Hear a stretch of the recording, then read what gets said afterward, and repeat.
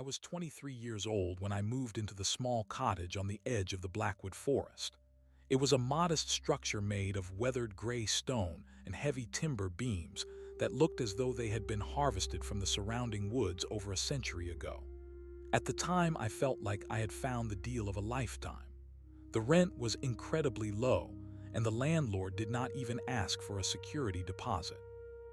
He just handed me the heavy iron key and told me that he preferred it if I did not call him unless there was a massive flood or a fire.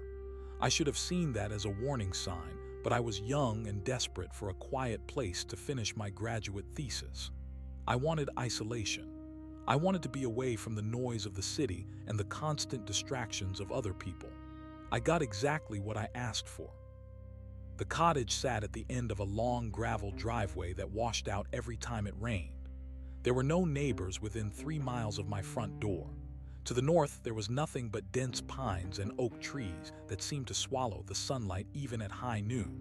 To the south, there was a small creek that gurgled over smooth stones. It was beautiful in a lonely way. I spent my first 2 weeks there establishing a very strict routine. I would wake up at 7 o'clock in the morning and drink coffee while looking out the window at the mist rolling off the trees. I would write for 6 hours, and then I would take a long walk through the woods before the sun went down. Everything about the house felt solid and dependable. The floors were thick oak planks that did not creak much, and the windows were heavy glass that kept the wind out. My favorite piece of furniture was a large wingback chair that I had inherited from my grandfather. It was covered in dark green velvet, and it sat in the corner of the living room right next to a floor lamp with a pleated shade. That chair was my sanctuary. It was where I did all my reading and where I would sit in the evenings to think about my research. I had a very specific way of sitting in it. I would always tuck my left leg under my right and lean my head against the high back. Over the years, I had worn a slight indentation into the cushion that fit my body perfectly. The first few nights were peaceful. The silence of the forest was absolute. It was the kind of quiet that felt heavy like a physical weight pressing against your ears. I enjoyed it until the 3rd week began. That was when the atmosphere started to shift in a way I cannot quite explain. It was not a sound or a smell. It was a feeling of being observed. I would be sitting at my desk in the kitchen, and I would suddenly feel a prickle on the back of my neck.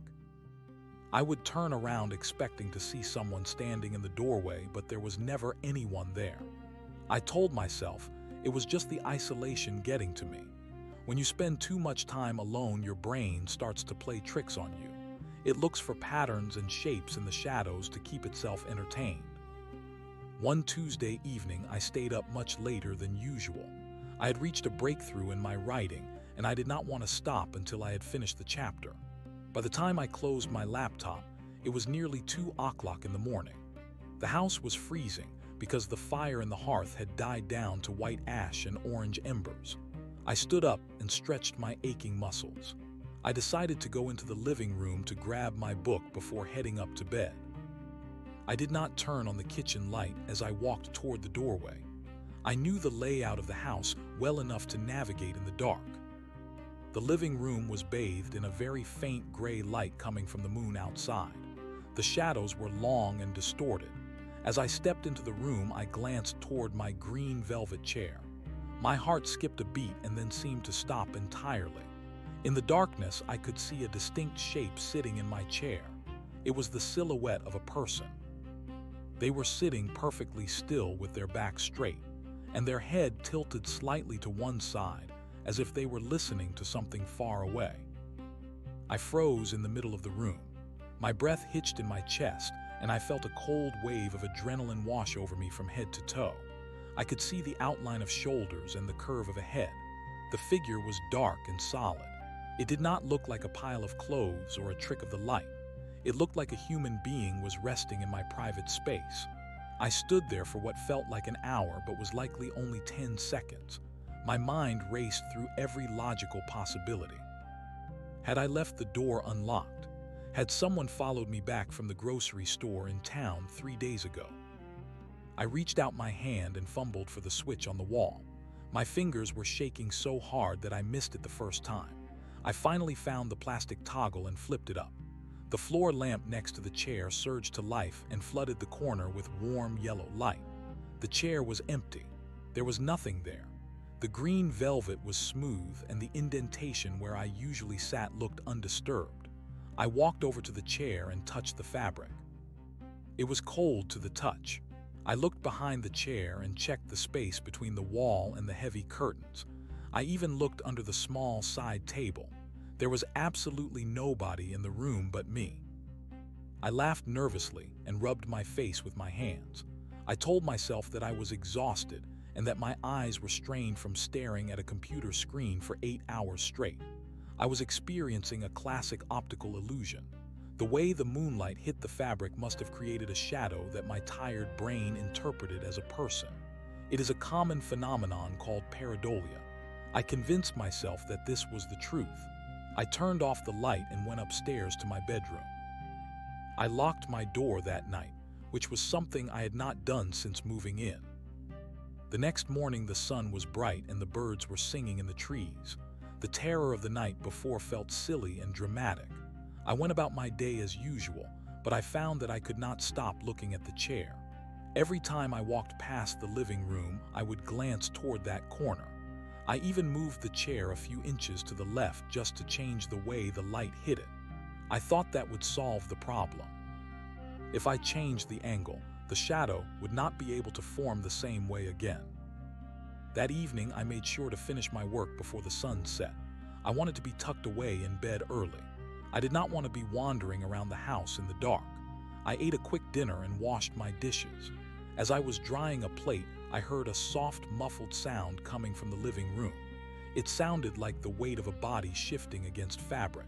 It was a very specific noise. It was the sound the velvet made when someone sat down heavily into the cushion. I dropped the dish towel and stood perfectly still. I listened with such intensity that I could hear the blood rushing through my veins.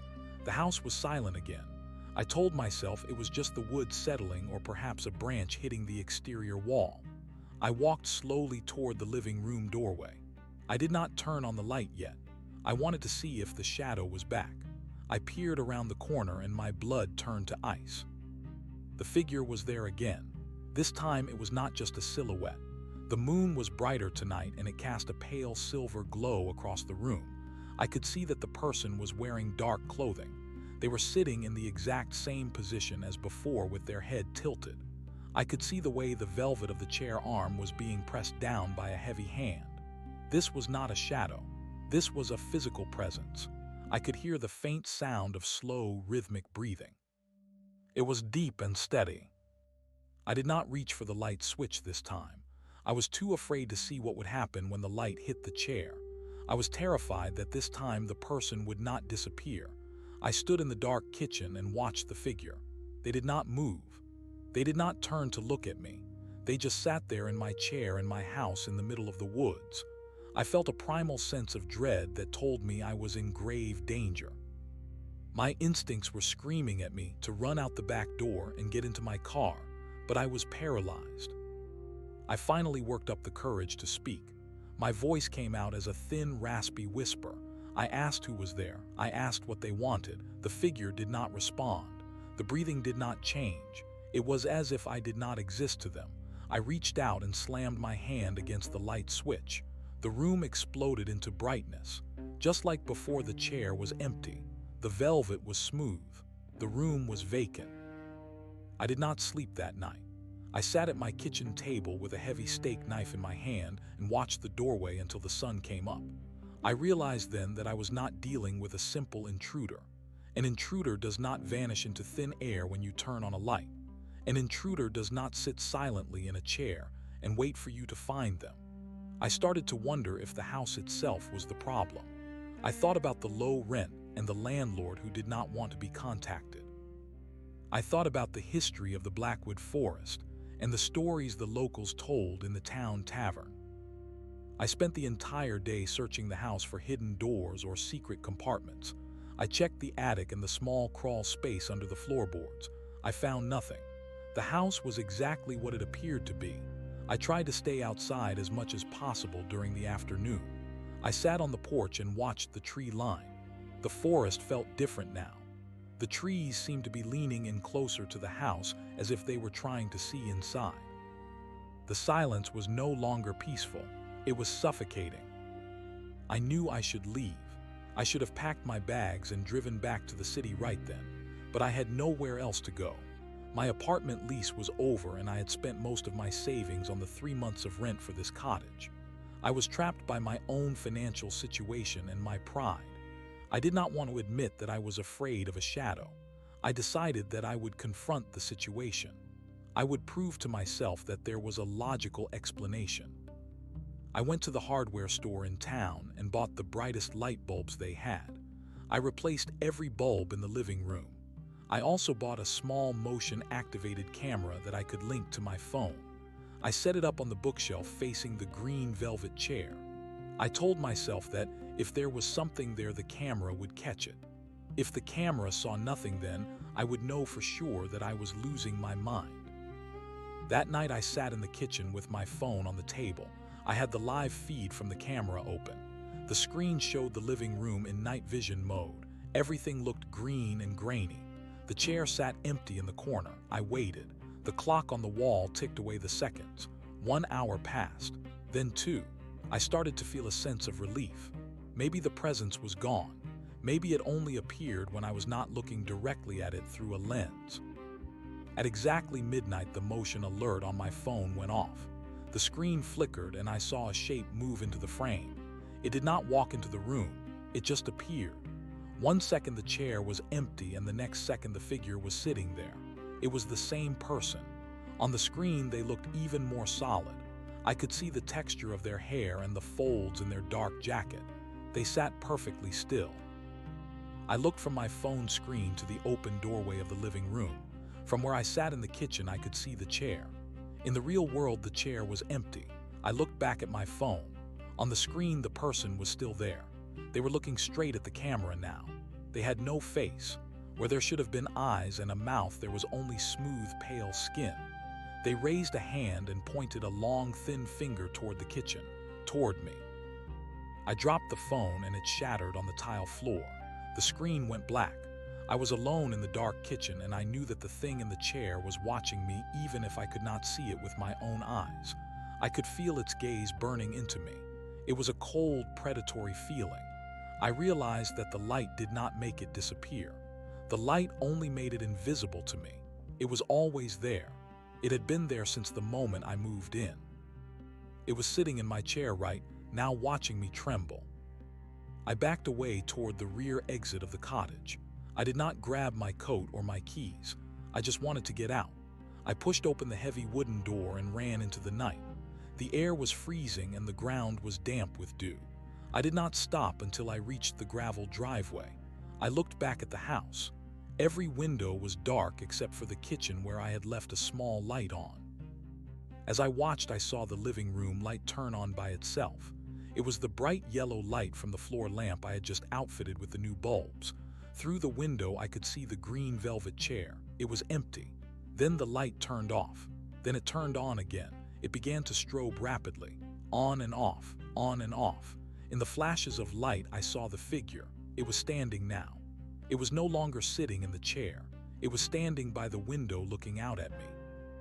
Each time the light flashed, the figure was closer to the glass. I turned and ran down the driveway. I did not care about my car or my belongings. I ran until my lungs burned and my legs felt like lead. I reached the main road and kept running until a truck driver pulled over to help me. He asked me what was wrong and I could not even find the words to tell him. I just pointed back toward the forest. He took me to the police station in the next town over.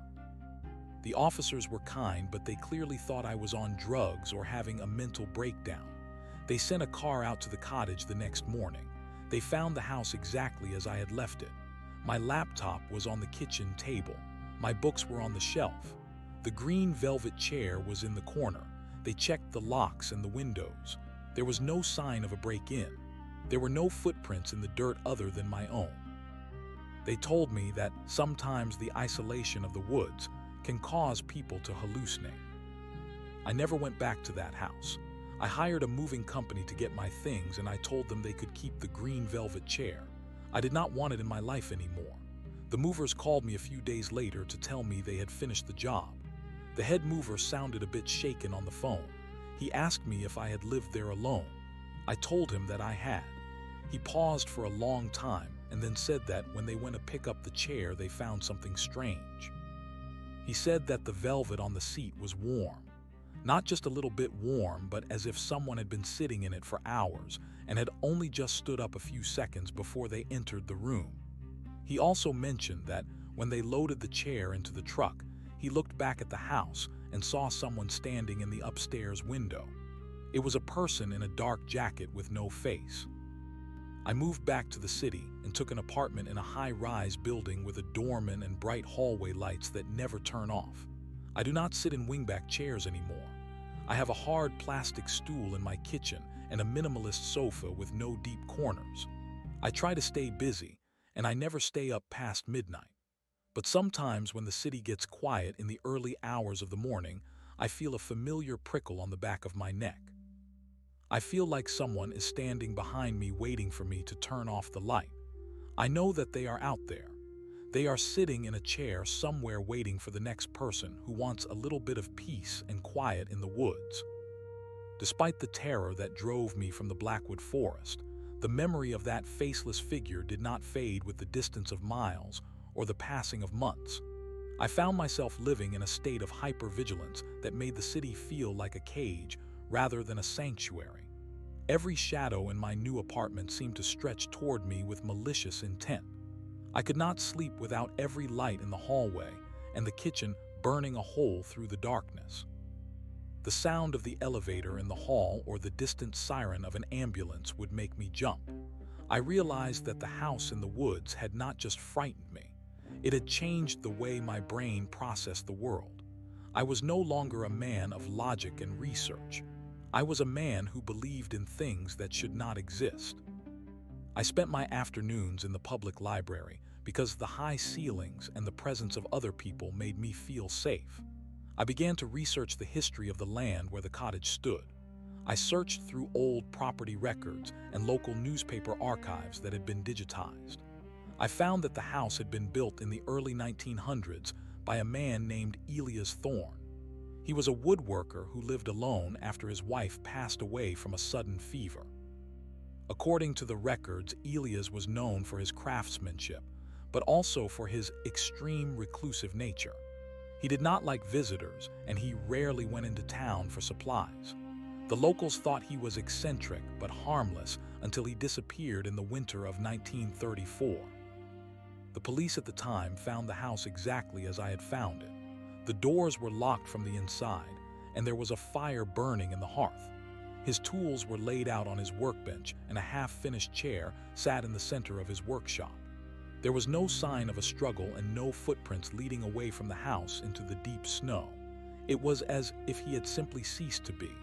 The house sat empty for 20 years before a family moved in. They stayed for less than a month. The records were vague about why they left, but one small article in a local gazette mentioned that the youngest son refused to enter the living room because he claimed a man with no face was sitting in his father's chair. Reading those words sent a shiver down my spine that felt like a needle of ice. I was not the first person to see the figure. It was a recurring shadow that had been haunting that plot of land for nearly a century. I began to wonder if Elias Thorne had ever truly left his home, or if he had become so tied to his creations that his spirit remained trapped within the wood and the stone. I thought about the green velvet chair that I had inherited from my grandfather. I realized with a jolt of horror that my grandfather had purchased that chair at an estate auction in the same county where the Blackwood Forest was located. It was possible that the chair itself was the vessel. It was not the house that was haunted. It was the furniture. This realization changed everything. I had given the chair away to the movers, but I did not know where they had taken it. I called the moving company again, but the manager told me that the men who handled my job had quit the following week. He said they seemed disturbed and refused to speak about the house. He told me the chair had been dropped off at a local charity warehouse because I had specified that I did not want it. I felt a sudden and overwhelming sense of responsibility. If that chair carried a malevolent presence, I could not allow it to sit in someone else's home. I could not let another person experience the silent watching and the cold dread that had nearly broken my mind. I drove back toward the rural county where I had spent those 3 weeks. The drive felt longer this time. The trees seemed to recognize me as I passed the familiar landmarks. I reached the charity warehouse just as the sun was beginning to dip below the horizon. The building was a large corrugated metal structure that smelled of dust and old fabric. I walked through the aisles of discarded sofas and chipped wooden tables. My heart hammered against my ribs as I searched for the dark green velvet and the high wingback frame. I found it in the very back corner under a plastic tarp. Even under the heavy plastic, I could feel the weight of it. The air around the chair felt dense and cold. I pulled the tarp away, and there it was. The indentation in the cushion was still there, as if someone had just stood up. I reached out to touch the velvet, and I felt a static charge that made the hair on my arm stand up. I knew I had to destroy it. I could not just leave it here or throw it in a landfill. I needed to burn it until there was nothing left but ash and wire. I asked the warehouse manager if I could buy it back. He looked at me with a confused expression, but agreed to sell it to me for $10. He seemed glad to be rid of it. He mentioned that the night watchman had complained about hearing footsteps near that corner of the building. I loaded the chair into the back of my rented truck and drove to an isolated clearing far from any houses. The moon was a sliver of white in a sky full of cold stars. I dragged the chair out onto the grass and doused it in lighter fluid. The smell of the chemicals was sharp and biting. I struck a match and dropped it onto the seat. The flames took hold instantly. The green velvet curled and blackened as the fire climbed the high back. I expected to feel a sense of relief, but instead I felt a deep and hollow sadness. I watched the flames dance, and for a second I thought I saw a face forming in the smoke. It was a face with no features, just a smooth expanse of gray vapor that seemed to be looking at me with a silent plea. The fire burned for hours. I stayed until the last ember had flickered out and there was nothing left but a charred skeleton of wood and twisted metal springs. I dug a hole in the earth and buried the remains. I felt like I was burying a body. When I was finished, I stood in the silence of the night and waited for the feeling of being watched to disappear. But it did not go away. The prickle on the back of my neck remained. The air stayed cold. I realized then that I had made a terrible mistake. The chair was not the vessel. The chair was the only thing that had been keeping the figure contained. By destroying the chair, I had released whatever was sitting in it. I walked back to the truck and looked in the rearview mirror. In the darkness of the backseat, I saw a shape. It was the silhouette of a person. They were sitting perfectly still with their head tilted to one side. They had no face. I did not scream this time. I did not run. I simply turned the key in the ignition and started the long drive back to the city. I understood now that I would never be alone again. The figure did not want to hurt me. It did not want to haunt the house or the chair. It wanted a witness. It wanted someone to acknowledge its existence in a world that had forgotten it. I arrived back at my apartment in the early hours of the morning. I walked into my living room and sat down on my hard plastic kitchen stool. I looked toward the corner where I usually kept my reading lamp. The figure was there standing by the window. It looked out at the city lights with a sense of longing. I realized that Elias Thorne, or whoever this entity was, had been lonely for a very long time. The silence of the forest had been his prison, and I had provided him with a way out. I opened my laptop and began to write. I did not write about my research or my academic theories. I wrote the story of the man with no face. I wrote about the green velvet chair and the way the light flickered in the dark. As I typed, the figure moved closer to me. It stood behind my shoulder and I could feel the coldness of its presence. It was not a threat. It was a companion. We spent the rest of the night in silence. I wrote until the sun came up and the city began to wake. When the light hit the room, the figure became invisible, but I knew it was still there. I could hear the faint sound of its breathing. It was a rhythmic sound that matched the beating of my own heart. I have learned to live with the shadow. I do not fear the dark anymore because I know exactly what is hiding in it. We are bound together by a history that no one else understands. I sometimes wonder if there are others like me, people who have picked up a piece of the past and found themselves haunted by the soul of its creator. I see the way people look at old things in antique shops with a mixture of curiosity and reverence. They do not know the danger of inviting the forgotten into their homes. They do not realize that every object has a memory, and some memories are too heavy to be carried alone. I have become the keeper of this particular memory. I will hold it until it is my turn to become a shadow in the corner of a room. The seasons changed and the city moved on around me, but my life remained frozen in that strange equilibrium. I stopped going to the library and I stopped seeing my friends. It was too difficult to explain why I always left a chair empty beside me or why I never turned off the lamps. I became a recluse just like Elia's thorn. I found that I preferred the company of the silent figure to the noise of the living. The figure never judged me. It never asked anything of me. It simply existed alongside me as a reminder that the world is much larger and more mysterious than we choose to believe. One evening, I decided to go back to the Blackwood Forest one last time. I wanted to see if the house felt different now that I was no longer afraid.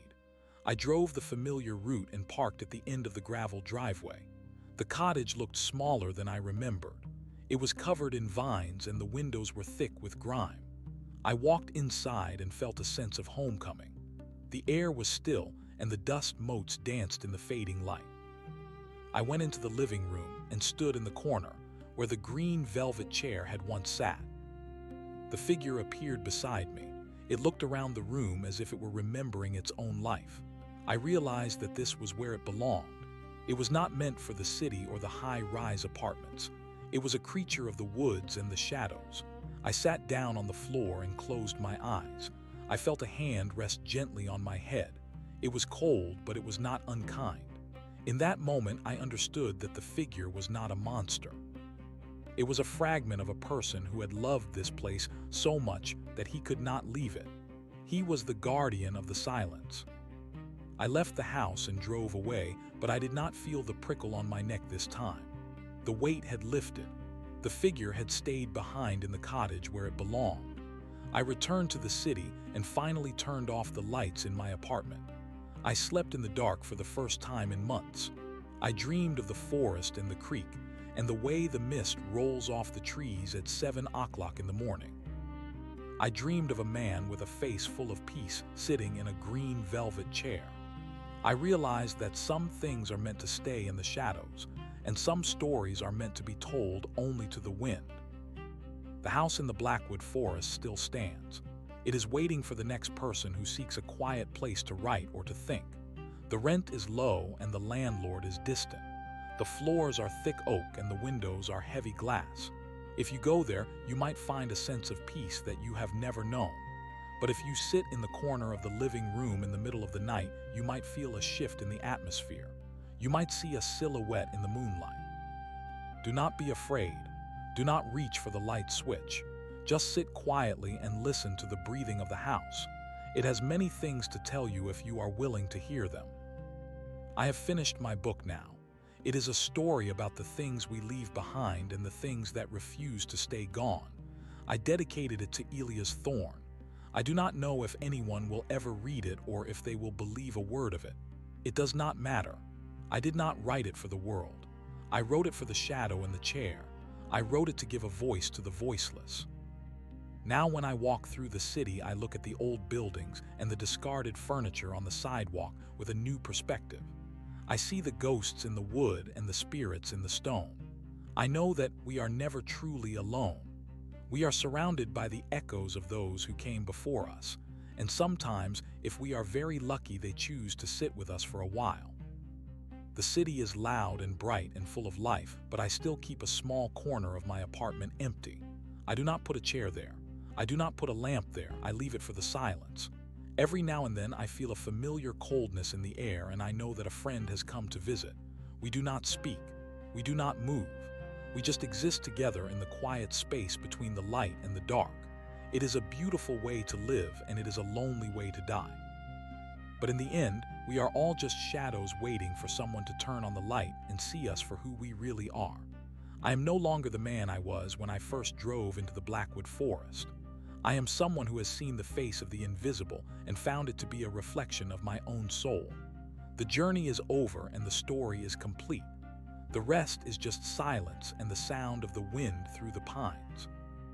The silence of my city apartment began to feel less like a sanctuary and more like a waiting room. I thought that by burning the chair and returning to the forest, I had closed the door on the man with no face, but the human mind is not so easily repaired. Memory is a physical thing. It lives in the pulse of the throat and the tension of the shoulders. I found myself walking the streets of the city at night because the movement of the crowd offered a distraction from the stillness of my own rooms. I watched the faces of strangers under the orange glow of the street lamps and wondered how many of them carried their own shadows. I saw an old woman sitting on a park bench clutching a moth-eaten shawl, and I wondered if she heard voices in the wind. I saw a young man staring at a blank window in a basement apartment, and I wondered if he was waiting for a figure that never arrived. I began to realize that my experience in the Blackwood Forest was not an isolated incident of the supernatural, but a symptom of a much larger truth. The world is full of discarded things that hold onto the essence of their owners. Every thrift store is a graveyard of intentions. Every antique shop is a gallery of ghosts. I became obsessed with the idea of residual energy. I spent my days in the back of dusty shops touching the surfaces of wooden bureaus and metal bird cages. I was looking for that specific vibration of life that I had felt in the green velvet chair. I wanted to know if Elia's thorn was the only one, or if there were others who had become entangled in the objects they left behind. In a small shop in the basement of a brick building near the docks, I found a silver mirror with a frame carved into the shape of ivy vines. When I looked into the glass, I did not see my own reflection at first. I saw a room filled with candlelight and a woman brushing her hair. The image lasted for only a fraction of a second before my own tired face reappeared, but the sensation of coldness was unmistakable. I did not buy the mirror. I did not want to invite another guest into my life, but the encounter confirmed my suspicion. The fabric of reality is thin, and it is worn through in places where human emotion has been most concentrated. I returned to my writing with a new intensity. The book about the man with no face was finished, but I felt there was more to say. I began to document the stories of the objects I found in the city. I wrote about the silver mirror and the piano in the hotel lobby that played a single discordant note every night at 3 o'clock in the morning. I wrote about the leather boots in the window of the cobbler shop that seemed to move an inch to the left whenever the sun went down.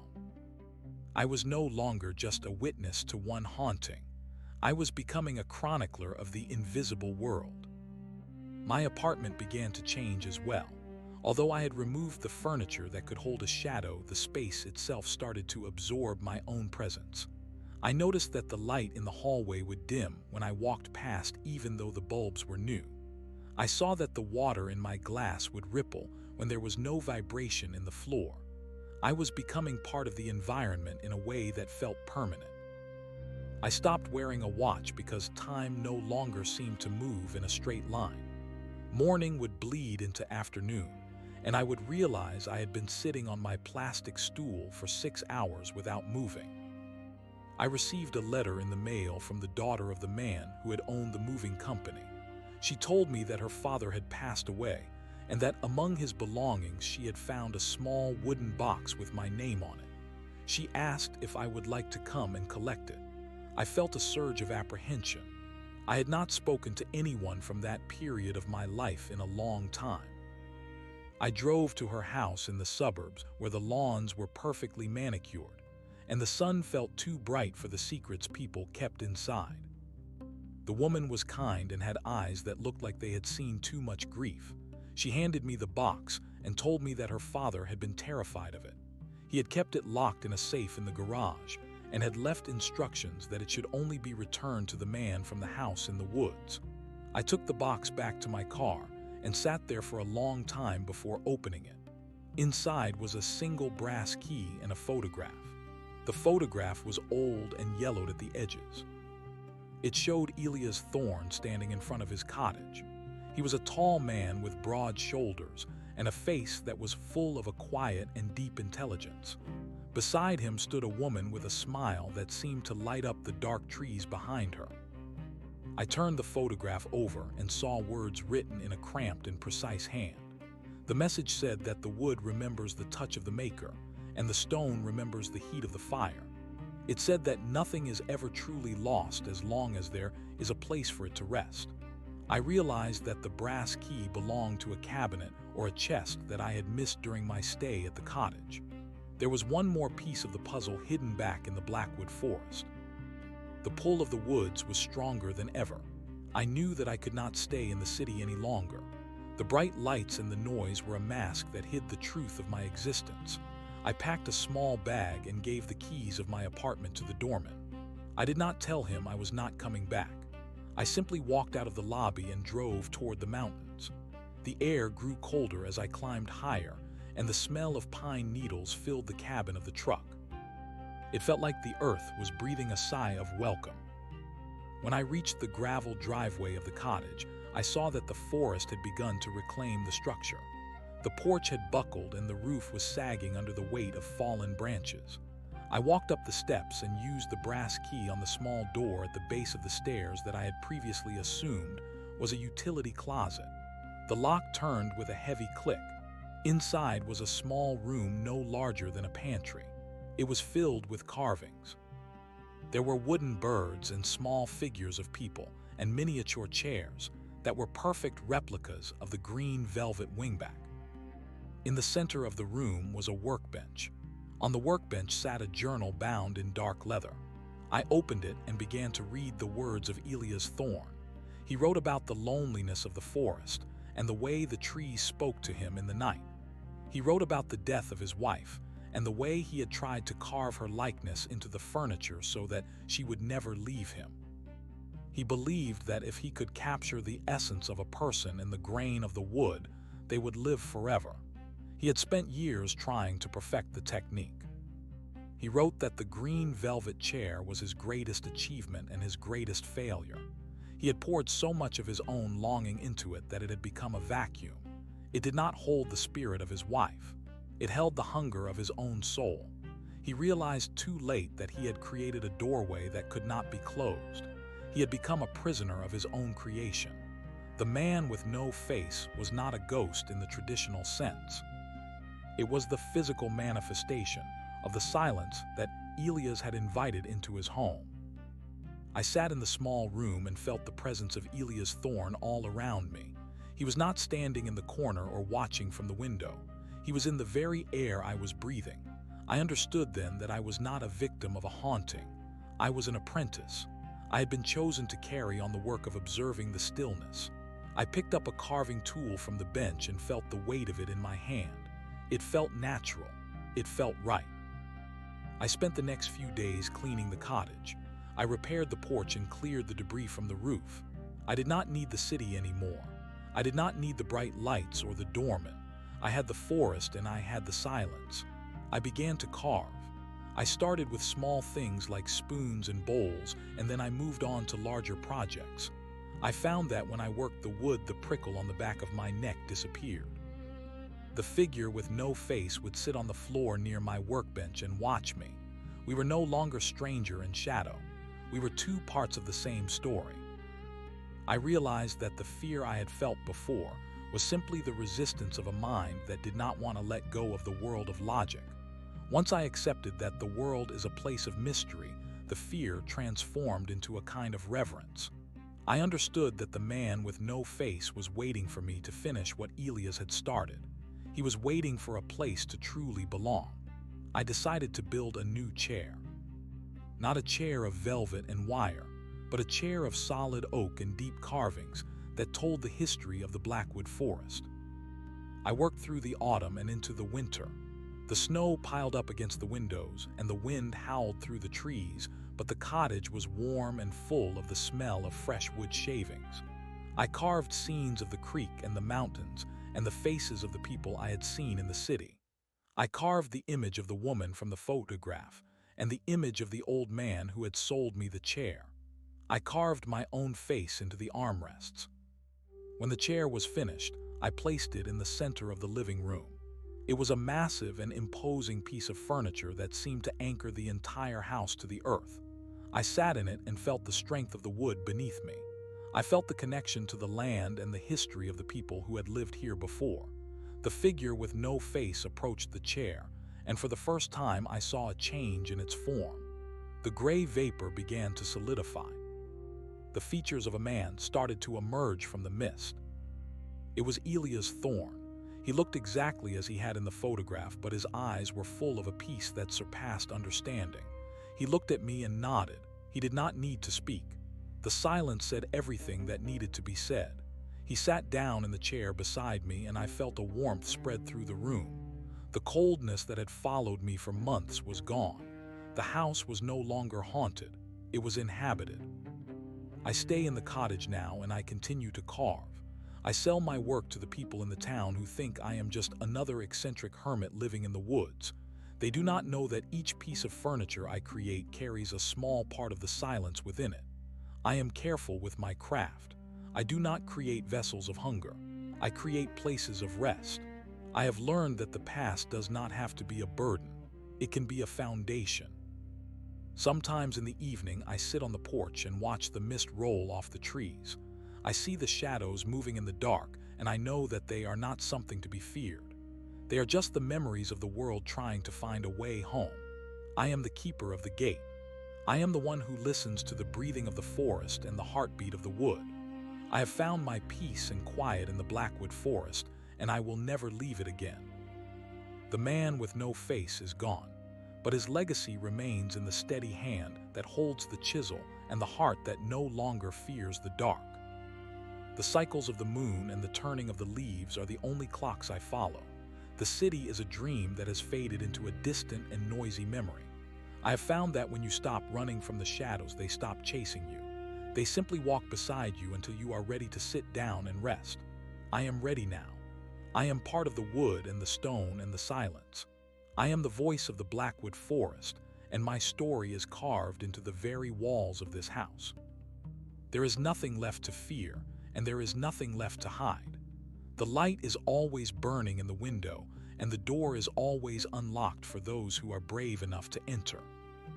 The seasons began to blur into a singular rhythm of labor and observation. I did not realize how much time had passed until I looked at my hands and saw the deep calluses and the fine white scars left by the slip of a blade. My reflection in the wash basin was that of a stranger.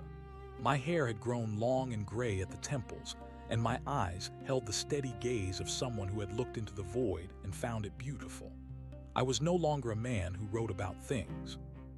I was a man who became part of the things he made. The cottage had transformed under my care. It was no longer a decaying shell of grief, but a living testament to the endurance of memory. I had replaced the rotting floorboards with seasoned hemlock, and I had sealed the gaps in the stone chimney with fresh mortar. Every repair was an act of penance, and every new carving was a conversation with the invisible inhabitants of the Blackwood Forest. I found that the wood spoke to me in ways I could not explain to anyone in the town below. When I held a block of cherry or walnut, I could feel the history of the tree within the grain. I could sense the years of drought and the years of plenty. I could feel the weight of the birds that had nested in the branches and the path of the rain that had soaked into the roots. I began to understand that Elias Thorne had not been insane. He had simply been more sensitive than the rest of us. He had seen the world as a collection of vessels waiting to be filled. I took up his mantle with a sense of solemn duty. I did not want his work to end with a hungry ghost in a green velvet chair. I wanted to create a legacy of kindness that would outshine the darkness he had accidentally invited into the world. One afternoon, while the sun was hanging low and golden over the western ridge, I heard the sound of an engine climbing the gravel drive. It was a rare occurrence. I had become a legend in the local village. They called me the Hermit of the Heights, and they told stories of how I spoke to the trees. I did not mind the reputation. It kept the curious at bay. But this visitor was different. A sleek black car pulled into the clearing, and a man in a tailored suit stepped out.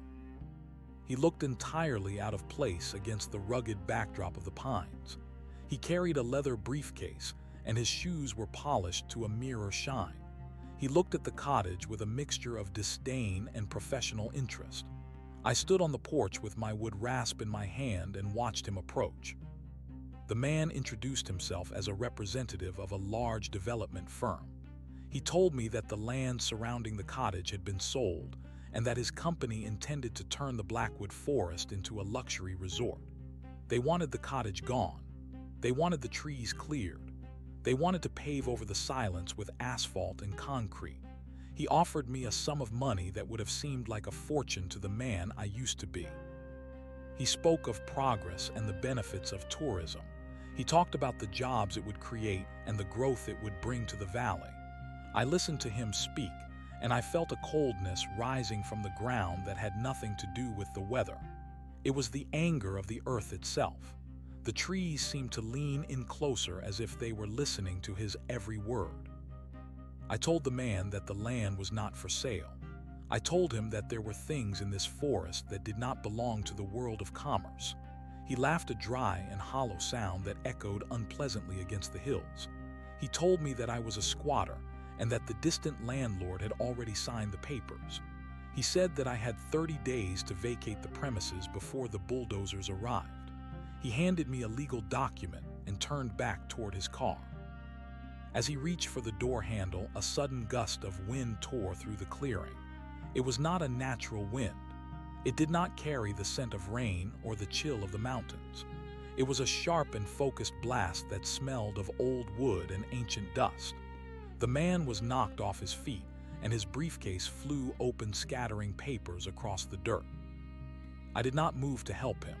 I watched as the papers were caught in a miniature whirlwind that carried them deep into the thicket of thorns. The man scrambled to his feet, his face pale and his composure shattered. He looked at the trees as if they had suddenly grown teeth. He did not say another word.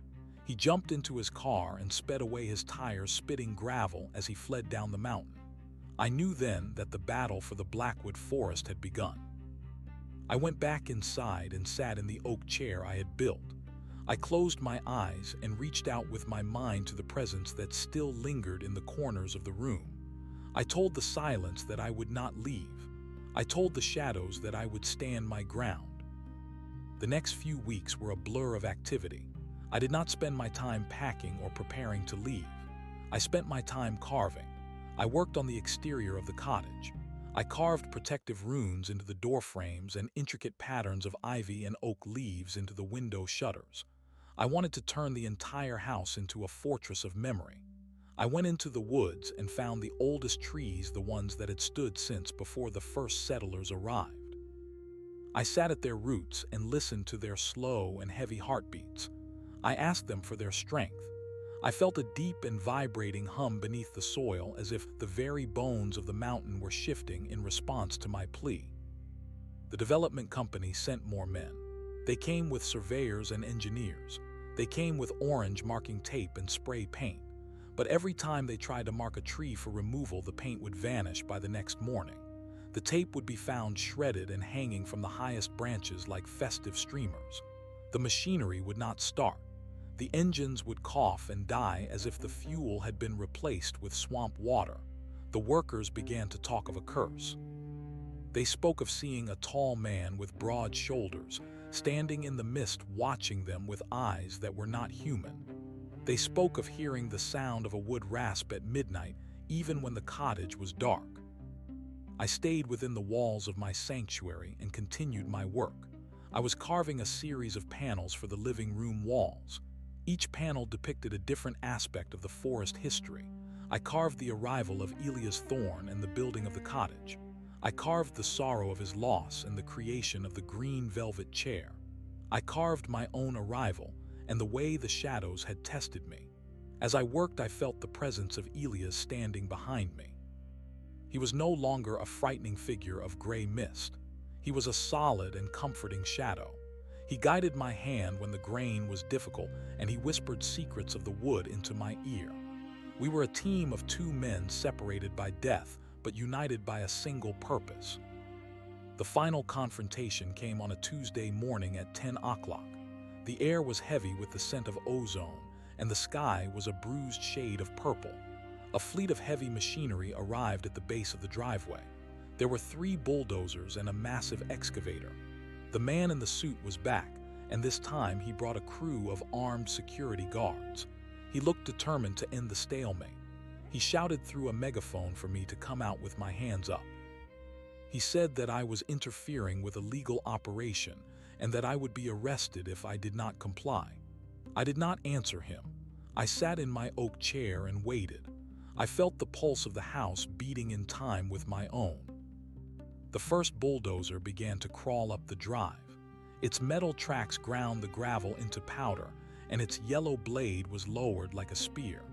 Just as it reached the edge of the clearing, the ground began to tremble. It was not an earthquake. It was the roots of the trees rising up from the earth. Thick and gnarled cables of wood burst through the surface of the driveway. They wrapped themselves around the tracks of the bulldozer and pulled with a force that defied the laws of physics. The massive machine was tipped onto its side like a toy. The driver scrambled out of the cab and ran screaming back toward the road. The other machines tried to turn around, but the forest had already closed in behind them. The trees had moved.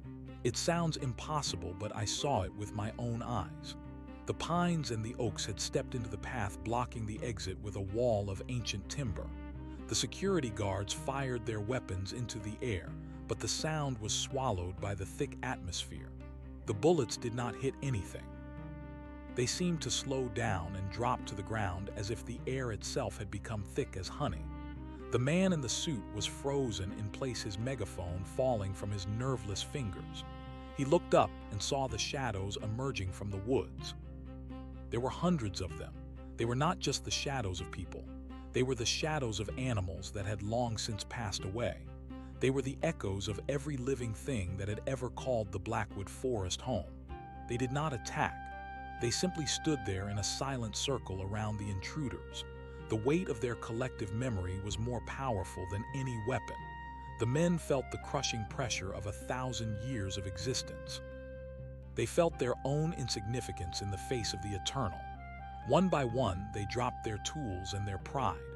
They turned and fled on foot, scrambling through the undergrowth and disappearing into the fog. The machines were left behind to be consumed by the earth. Within a matter of months, the metal was covered in moss, and the cabs were filled with nesting birds. The development company declared bankruptcy, and the land was eventually purchased by a conservation trust that promised to leave it forever wild. I was allowed to stay in the cottage as the official caretaker. I do not receive a salary, and I do not need one. The forest provides everything I require. I have my garden and my carvings, and I have the company of my friends. The green velvet chair is gone now. I dismantled it and used the wood to build a small shrine near the creek.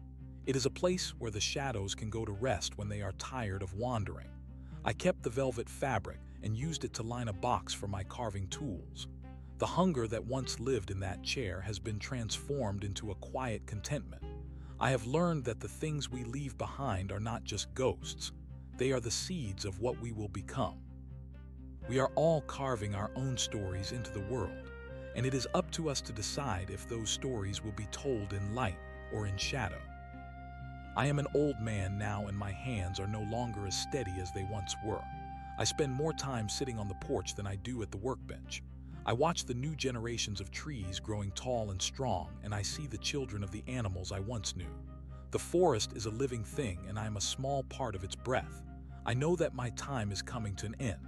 I can feel the call of the wood growing stronger every day. I am not afraid. I have made my peace with the silence.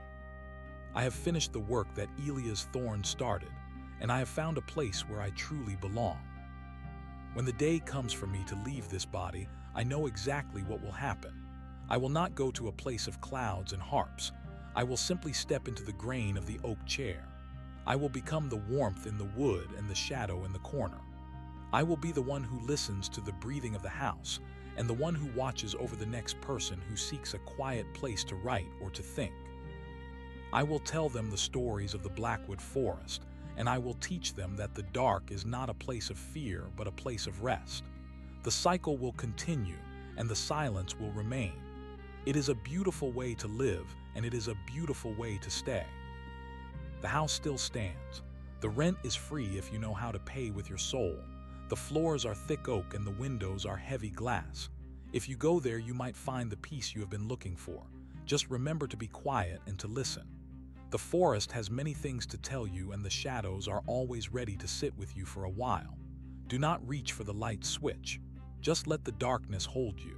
You are never truly alone in the Blackwood Forest. You are simply home. The sun began its long descent behind the jagged peaks of the Blackwood Range, casting shadows that stretched across the clearing like reaching fingers. I sat on the edge of the porch and felt the cool air of the evening settle into my lungs. The victory over the development firm had brought a temporary stillness to the valley, but I knew that the world outside would not remain silent forever. Greed is a persistent vine that seeks to choke the life out of anything it cannot own. I looked at the rusted hulk of the abandoned bulldozer at the edge of the drive. It was already being claimed by the earth. Morning glory vines twisted through the iron tracks, and a thick layer of moss had begun to carpet the yellow metal. It was a monument to the futility of trying to conquer a place that has its own will. I realized that my role as the caretaker was expanding beyond the walls of the cottage. The forest was breathing in a different rhythm now. It was as if the mountain had tasted its own power and found it satisfying. I walked down the steps and followed the overgrown path toward the creek where I had built the shrine. The air here was always 10 degrees cooler than in the clearing. The water rushed over smooth gray stones, and the sound was like 1,000 voices whispering at once. I knelt by the small structure I had made from the wood of the green velvet chair. It was a simple box of polished timber with a roof of overlapping slate. Inside, I had placed a single smooth stone from the riverbed. I felt a presence beside me. It was not the heavy shadow of Elia's thorn, but something older and more diffuse. It was the collective memory of the trees themselves. I closed my eyes and let the sound of the water wash over me. I saw images of the land before the first saw had ever touched a trunk. I saw the great fires that had swept through the valley 500 years ago, and the way the ash had nourished the soil for the next generation. I saw the migrations of animals that no longer walked these woods. I understood that I was a witness to a story that had no beginning and no end. My life was a single heartbeat in the long life of the Blackwood Forest. When I returned to the cottage, the interior was bathed in the soft orange glow of the dying sun. I went to my workbench and picked up a piece of seasoned maple. I did not have a plan for it. I simply let my hands find the shape within the wood. As the shavings fell to the floor, I thought about the city I had left behind. I thought about the people who lived their lives in boxes of steel and glass, never knowing the weight of the silence or the taste of the mountain air. I felt a sudden pang of pity for them. They were starving for something they could not name. They sought fulfillment in objects and status, while the very earth beneath them was crying out to be heard. A soft knock at the door startled me. It was not the aggressive pounding of the men in suits. It was a hesitant and light sound like the tapping of a woodpecker. I set down my chisel and walked to the door. I did not hesitate to open it. I had said the door was always unlocked for those brave enough to enter, and I meant to keep my word. Standing on the threshold was a young woman. She looked exhausted, and her clothes were stained with the red dust of the lower trails. She carried a heavy pack, and her eyes were wide with a mixture of fear and wonder. She looked at me, and then at the carvings that lined the walls. She told me her name was Clara. She had come from the city because she had heard the stories. She was an artist who had lost her vision in the noise of the streets. She said she had been walking for 3 days following a pull she could not explain. She asked if she could stay for a night. I stepped aside and motioned for her to enter. I did not ask for money or explanations. I offered her a bowl of stew and a seat by the hearth. She sat in the oak chair I had built, and I watched as the tension began to drain from her shoulders. The house accepted her. The shadows did not retreat, but they did not threaten.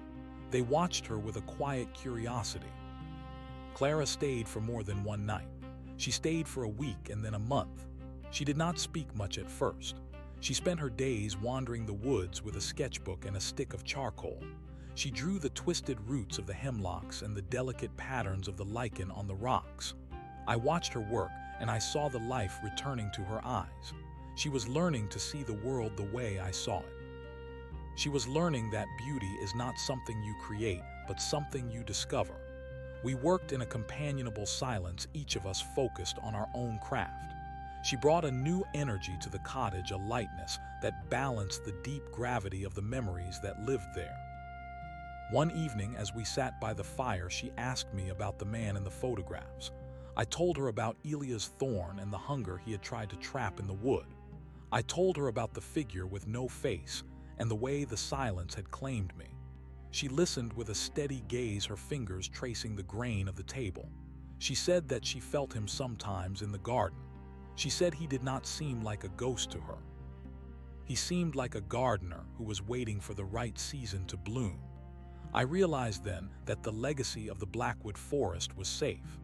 It would pass from one keeper to the next, ensuring that the silence would always have a voice. The seasons continued their slow dance.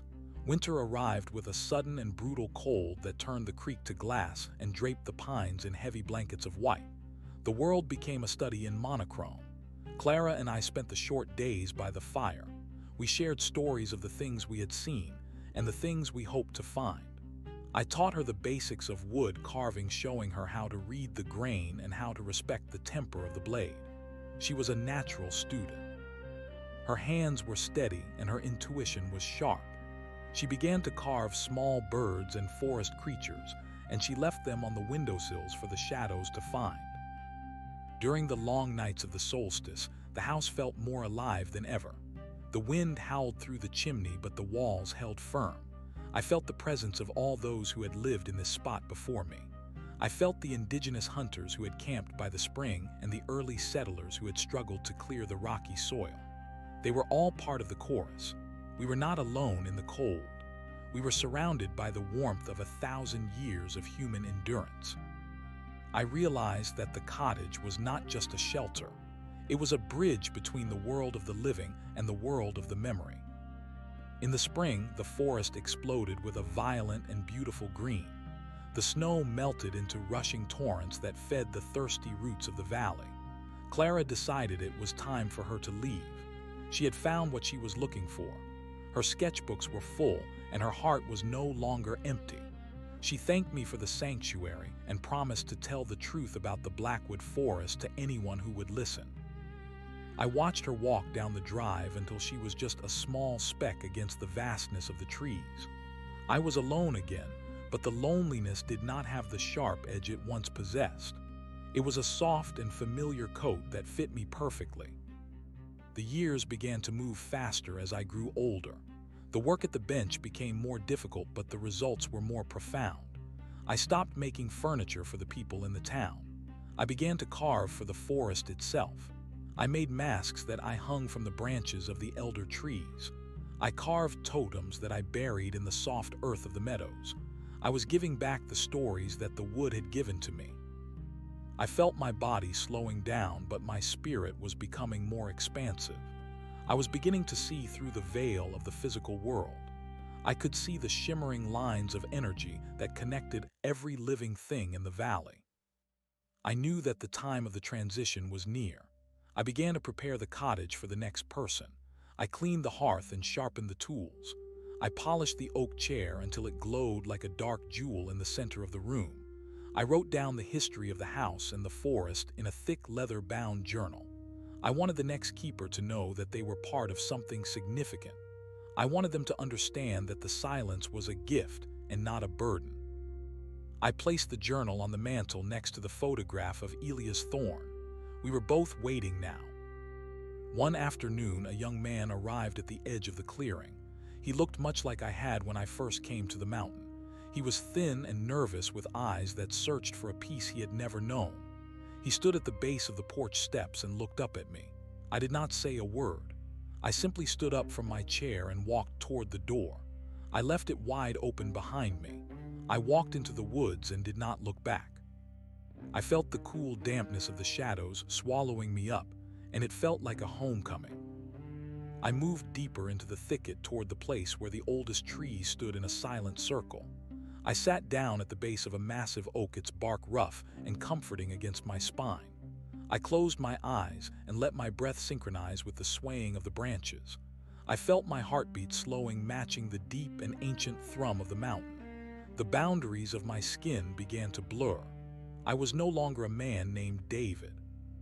I was the rustle of the leaves and the scent of the pine needles. I was the cold clarity of the creek and the steady weight of the stone. The transition was not a painful thing. It was a shedding of a heavy and outgrown garment. I felt myself expanding outward, filling the spaces between the trees and the hollows of the rocks. I saw the young man enter the cottage. I saw him sit in the oak chair and feel the strength of the wood beneath him. I saw the shadow of Elia's thorn step out from the corner to greet him. I was there too. I was the warmth in the air and the quiet in the room.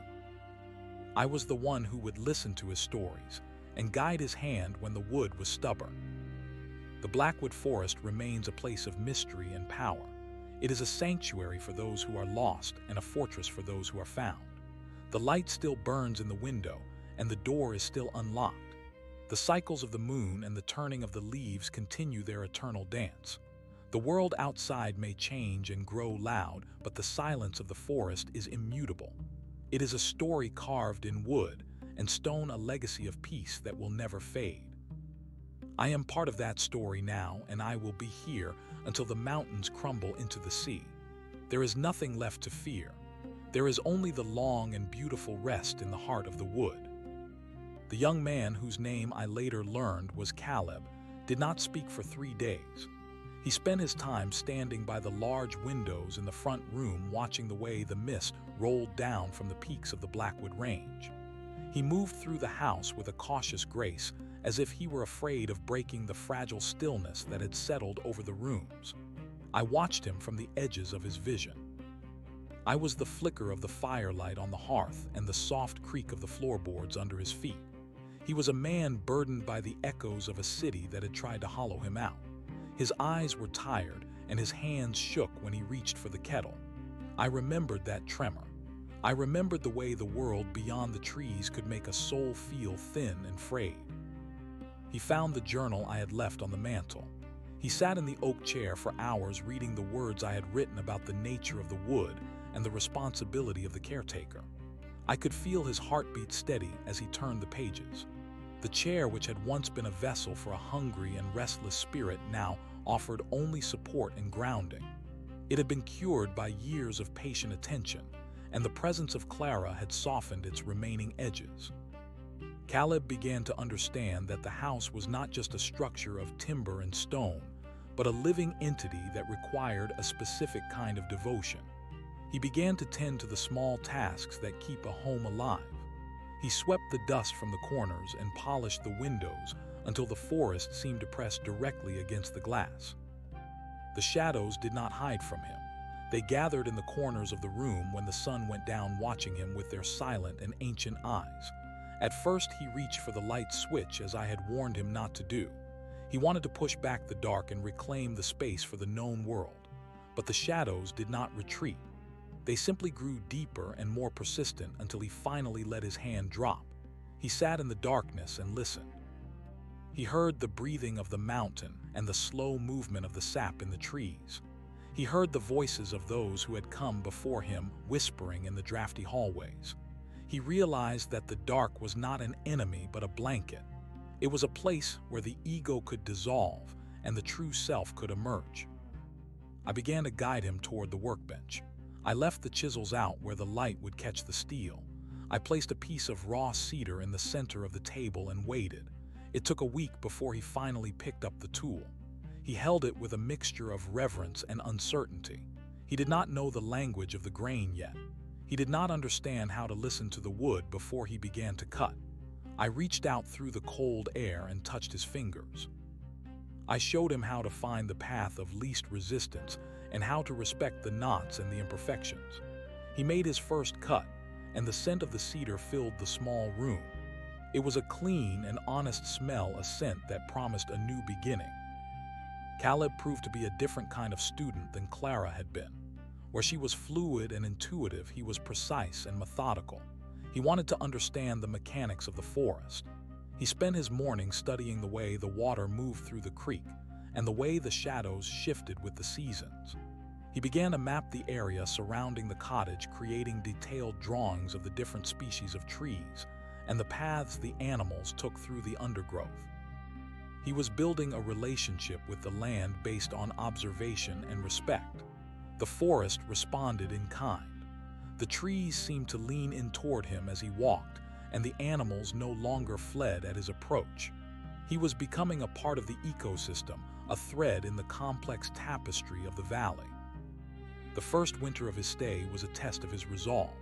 The snow fell for 12 days without stopping, burying the cottage up to the eaves. The world became silent and white, a blank canvas upon which the forest could write its own story. Caleb did not panic. He had prepared the woodpile and stocked the pantry just as I had described in the journal.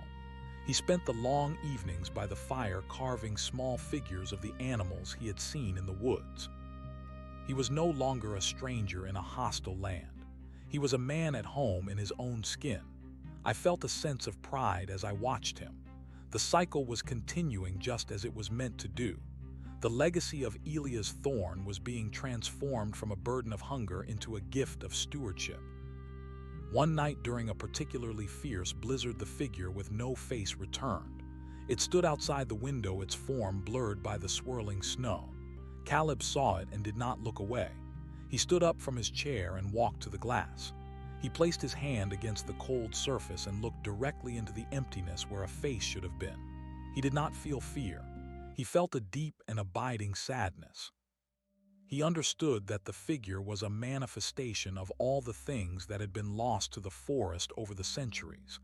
It was the embodiment of the forgotten and the forsaken. He bowed his head in a gesture of respect, and the figure slowly dissipated into the white wind. It had been acknowledged, and that was enough. As the years passed, Caleb grew into the role of the caretaker with a quiet and steady strength. He became a man of few words, but his actions spoke of a profound connection to the earth. He continued the work of placing carvings throughout the woods, creating a trail of hidden treasures for the forest to discover. He maintained the shrine by the creek, and he kept the garden thriving even in the leanest years. He never tried to leave the valley. He understood that he had found the place where his soul was meant to reside. He was the bridge between the past and the future, the one who would ensure that the Blackwood Forest remained forever wild. I remained with him, a silent companion in the House of Shadows. I watched as his hair turned gray and his hands grew gnarled like the roots of the ancient oaks. I saw the way he looked at the photograph of Elia's thorn and the journal I had left behind. He knew that he was not the owner of this place, but merely a guest who had been granted a temporary stay. He treated every tree and every stone with the same care he gave to his own tools. He was a man who had found peace, and in doing so he had brought peace to the forest. The hunger that had once threatened to consume the valley was now nothing more than a faint memory, a ghost that had finally been laid to rest. The house still stands and the forest still breathes. The machines of the men in suits have long since rusted away into nothingness, and the development company is a forgotten footnote in a dusty ledger. The land belongs to itself, as it always has and as it always will. The silence of the Blackwood Forest is a living thing, a presence that demands respect and offers sanctuary in return. If you ever find yourself wandering in the shadow of the mountains and you see a light burning in a small cottage window, do not be afraid. It is a place of rest and a place of stories. Just remember to leave your pride at the edge of the woods and listen to what the shadows have to tell you. I am the warmth in the wood and the shadow in the corner. I am the rustle of the leaves and the scent of the pine needles. I am the silence that remains when the world grows too loud. I have found my place in the grain of the oak, and I am content. The story of the Blackwood Forest is a long one, and I am honored to be a part of its telling. We are all carving our own stories into the world, and it is a beautiful thing to know that some stories never truly end. They simply become part of the land, waiting for the next person to come along and listen. The sun is setting again, and the shadows are growing long. It is time for the forest to dream, and I will dream with it. The young man, Caleb, eventually felt the same call that I had felt. He knew when his time as the physical caretaker was coming to an end. He did not fight against the fading of his strength. He spent his final days sitting on the porch watching the new growth of the spring and listening to the return of the songbirds. He had prepared the cottage for the next person just as I had done. He had sharpened the tools and polished the furniture, and he had added his own stories to the leather-bound journal. He was ready to step into the wood and become a part of the silence. He was ready to join the chorus of the ancestors. When the next person arrived, a young man with eyes full of questions and a heart full of shadows, Caleb was there to greet him. He did not use words, but he offered a simple gesture of welcome. He stepped aside and let the newcomer enter the sanctuary. Then he walked into the trees and disappeared into the green depths of the valley. He became the whisper in the wind and the pattern in the bark. He became another guardian of the silence, another thread in the eternal tapestry of the Blackwood Forest. The cycle continued, as it always does, moving with the slow and steady rhythm of the earth itself. The cottage is never empty. There is always someone there to tend the fire and watch over the shadows. The rent remains the same, a commitment of the soul to the preservation of the wild. The forest provides for those who respect its power, and the silence offers a peace that cannot be found anywhere else. The world outside continues its frantic pace, but here in the heart of the wood, time moves differently. It moves with the growth of the trees and the flow of the water. It is a place where the past and the future meet in a single moment of presence. It is a place where you are never truly alone because you are part of everything. I can feel the presence of the new caretaker. He is sitting in the oak chair, now holding a piece of wood in his hands. He is beginning to listen. He is beginning to understand the language of the grain. I will be here to guide him just as Elias Thorne and David and Caleb were guided. We are all part of the same story, a story of transformation and belonging. The shadows are gathering around him, now offering their silent companionship. He is not afraid. He is home. The Blackwood Forest has claimed another soul, and in doing so it has grown stronger. The silence remains, and it is a beautiful way to live and a beautiful way to stay. The mountains stand as silent sentinels watching over the valley. The creek continues its endless journey toward the sea. The trees reach for the sky, their roots deep in the ancient soil. Everything is as it should be. The dark is a place of rest, and the light is a gift of the morning. We are all carving our stories into the world, and here in the Blackwood Forest, the stories are written in wood and shadow. They are stories of endurance and peace, of hunger and contentment. They are the stories of the land itself, and they will be told for as long as the wind blows through the pines. The cycle is complete, and yet it is always beginning. The silence is the only truth that remains. The new caretaker was a man named Julian. He was different from those who had come before him because he did not arrive with a heavy heart or a shattered mind. He arrived with a camera and a notebook. He was a seeker of truths that could be captured through a lens and recorded in ink. In the beginning, he treated the Blackwood Forest as a subject to be studied rather than a presence to be felt. I watched him from the amber depths of the wood grain in the ceiling beams. I watched as he set up his tripod in the center of the room and tried to document the way the light fell across the floor. He wanted to quantify the mystery. He wanted to explain the silence. He did not yet understand that the forest does not permit itself to be defined by anyone who remains an outsider. He spent his first few weeks trying to map the perimeter of the property with a small silver device that tracked his movements through the trees. Each night, he would return to the cottage and grow frustrated when the device showed only jagged lines and impossible loops. The mountain did not recognize his maps. The Blackwood Range shifted its trails and altered its landmarks, whenever he tried to impose order upon it. He would sit at the workbench and tap his pen against the wood while the shadows gathered around his feet like curious dogs. He did not see them yet. He only saw the failure of his equipment and the stubborn refusal of the landscape to be measured. He was a man of logic, and logic is a brittle shield against the ancient weight of the valley. I decided it was time to intervene. One evening, as the sun dipped behind the jagged peaks of the western ridge, I caused the oak chair to creak just as he was about to turn on his electric lamp. The sound was not a threat but a suggestion. Julian froze his hand, hovering over the switch. He looked toward the corner of the room where the shadow of Elia's thorn stood in silent observation. Julian did not scream. He did not run. He simply stared into the darkness until his eyes adjusted. He saw the way the shadows moved with a deliberate and rhythmic grace. He saw the shimmer of the lines of energy that I had learned to see in my final years. He felt the sudden drop in temperature that signaled the presence of something vast and unyielding. He put down the lamp. For the first time since his arrival, he sat in the dark and allowed the room to speak to him. He heard the house breathing. He heard the way the timber groaned as it settled, and the way the wind hummed through the gaps in the stone. He began to realize that he was not in a house but inside a living history. He reached out and touched the surface of the oak chair. He felt the warmth that still resided in the wood and the echoes of the hands that had carved it.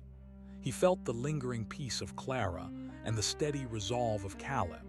He felt the sharp and focused energy of my own spirit. He was finally beginning to listen with something deeper than his ears. The next morning, Julian did not reach for his camera. He did not turn on his silver tracking device. He walked to the workbench and picked up a piece of scrap pine that Caleb had left behind. He felt the texture of the grain and the weight of the wood in his palm. He did not know how to carve, but he knew how to look. He spent the entire day simply looking at the wood until he began to see the shapes hidden within it.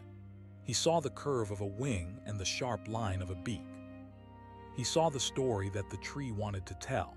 He picked up a small chisel and made a single shallow cut.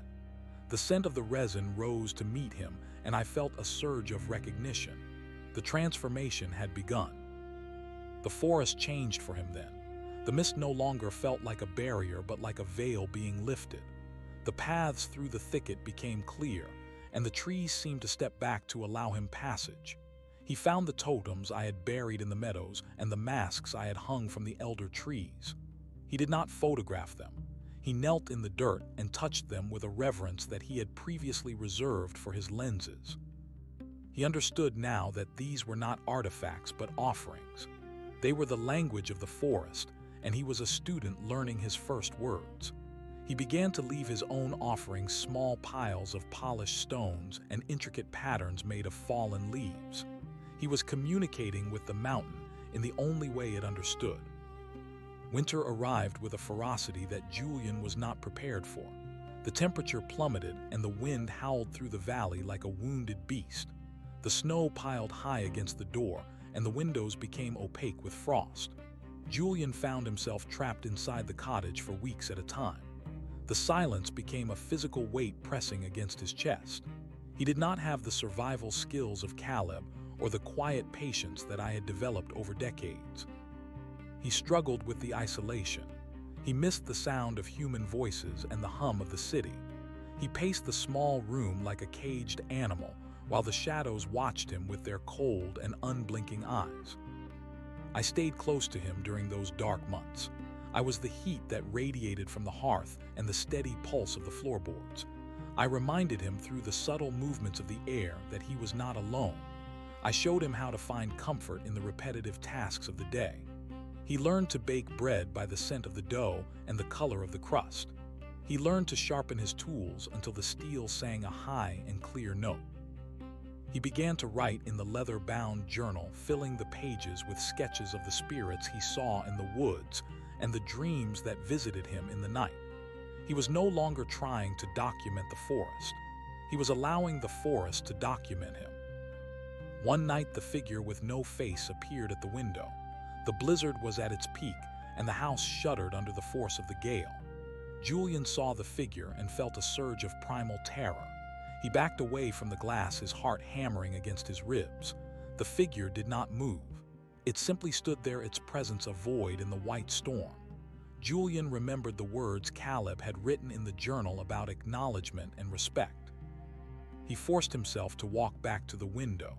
He looked through the glass and saw the reflection of his own face superimposed over the empty space of the spirit. He realized that the figure was not a monster but a mirror. It was the part of himself that he had tried to hide behind his cameras and his notebooks. It was the raw and nameless essence of his own soul. He opened the window. The freezing wind rushed into the room, extinguishing the candles and scattering his papers. He stood in the opening and let the snow lash against his skin. He did not flinch. He reached out into the storm and touched the shoulder of the figure. The cold was absolute, but it did not hurt. It was a cleansing cold that stripped away his pretenses and his fears. The figure bowed its head and then vanished into the darkness. Julian closed the window and sat by the fire, shivering but whole. He had faced the void and found that it was not empty. It was full of the same energy that moved through the trees and the stones. He was no longer afraid of the dark. When the spring thaw finally came, Julian was a different man. His eyes were clear and his hands were steady. He had finished his first carving, a small owl that seemed to pulse with a life of its own.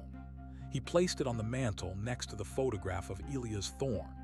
He had earned his place in the cottage. He spent his days exploring the deepest parts of the Blackwood Range, reaching places that even I had never seen. He found hidden groves where the trees were so old they seemed to be made of stone.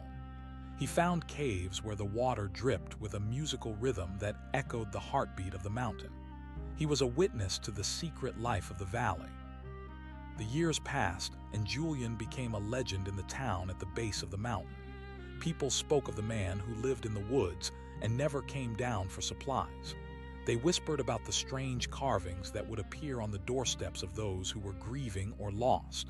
Julian had become the hand of the forest. He did not seek recognition or gratitude. He simply did the work that the wood required of him.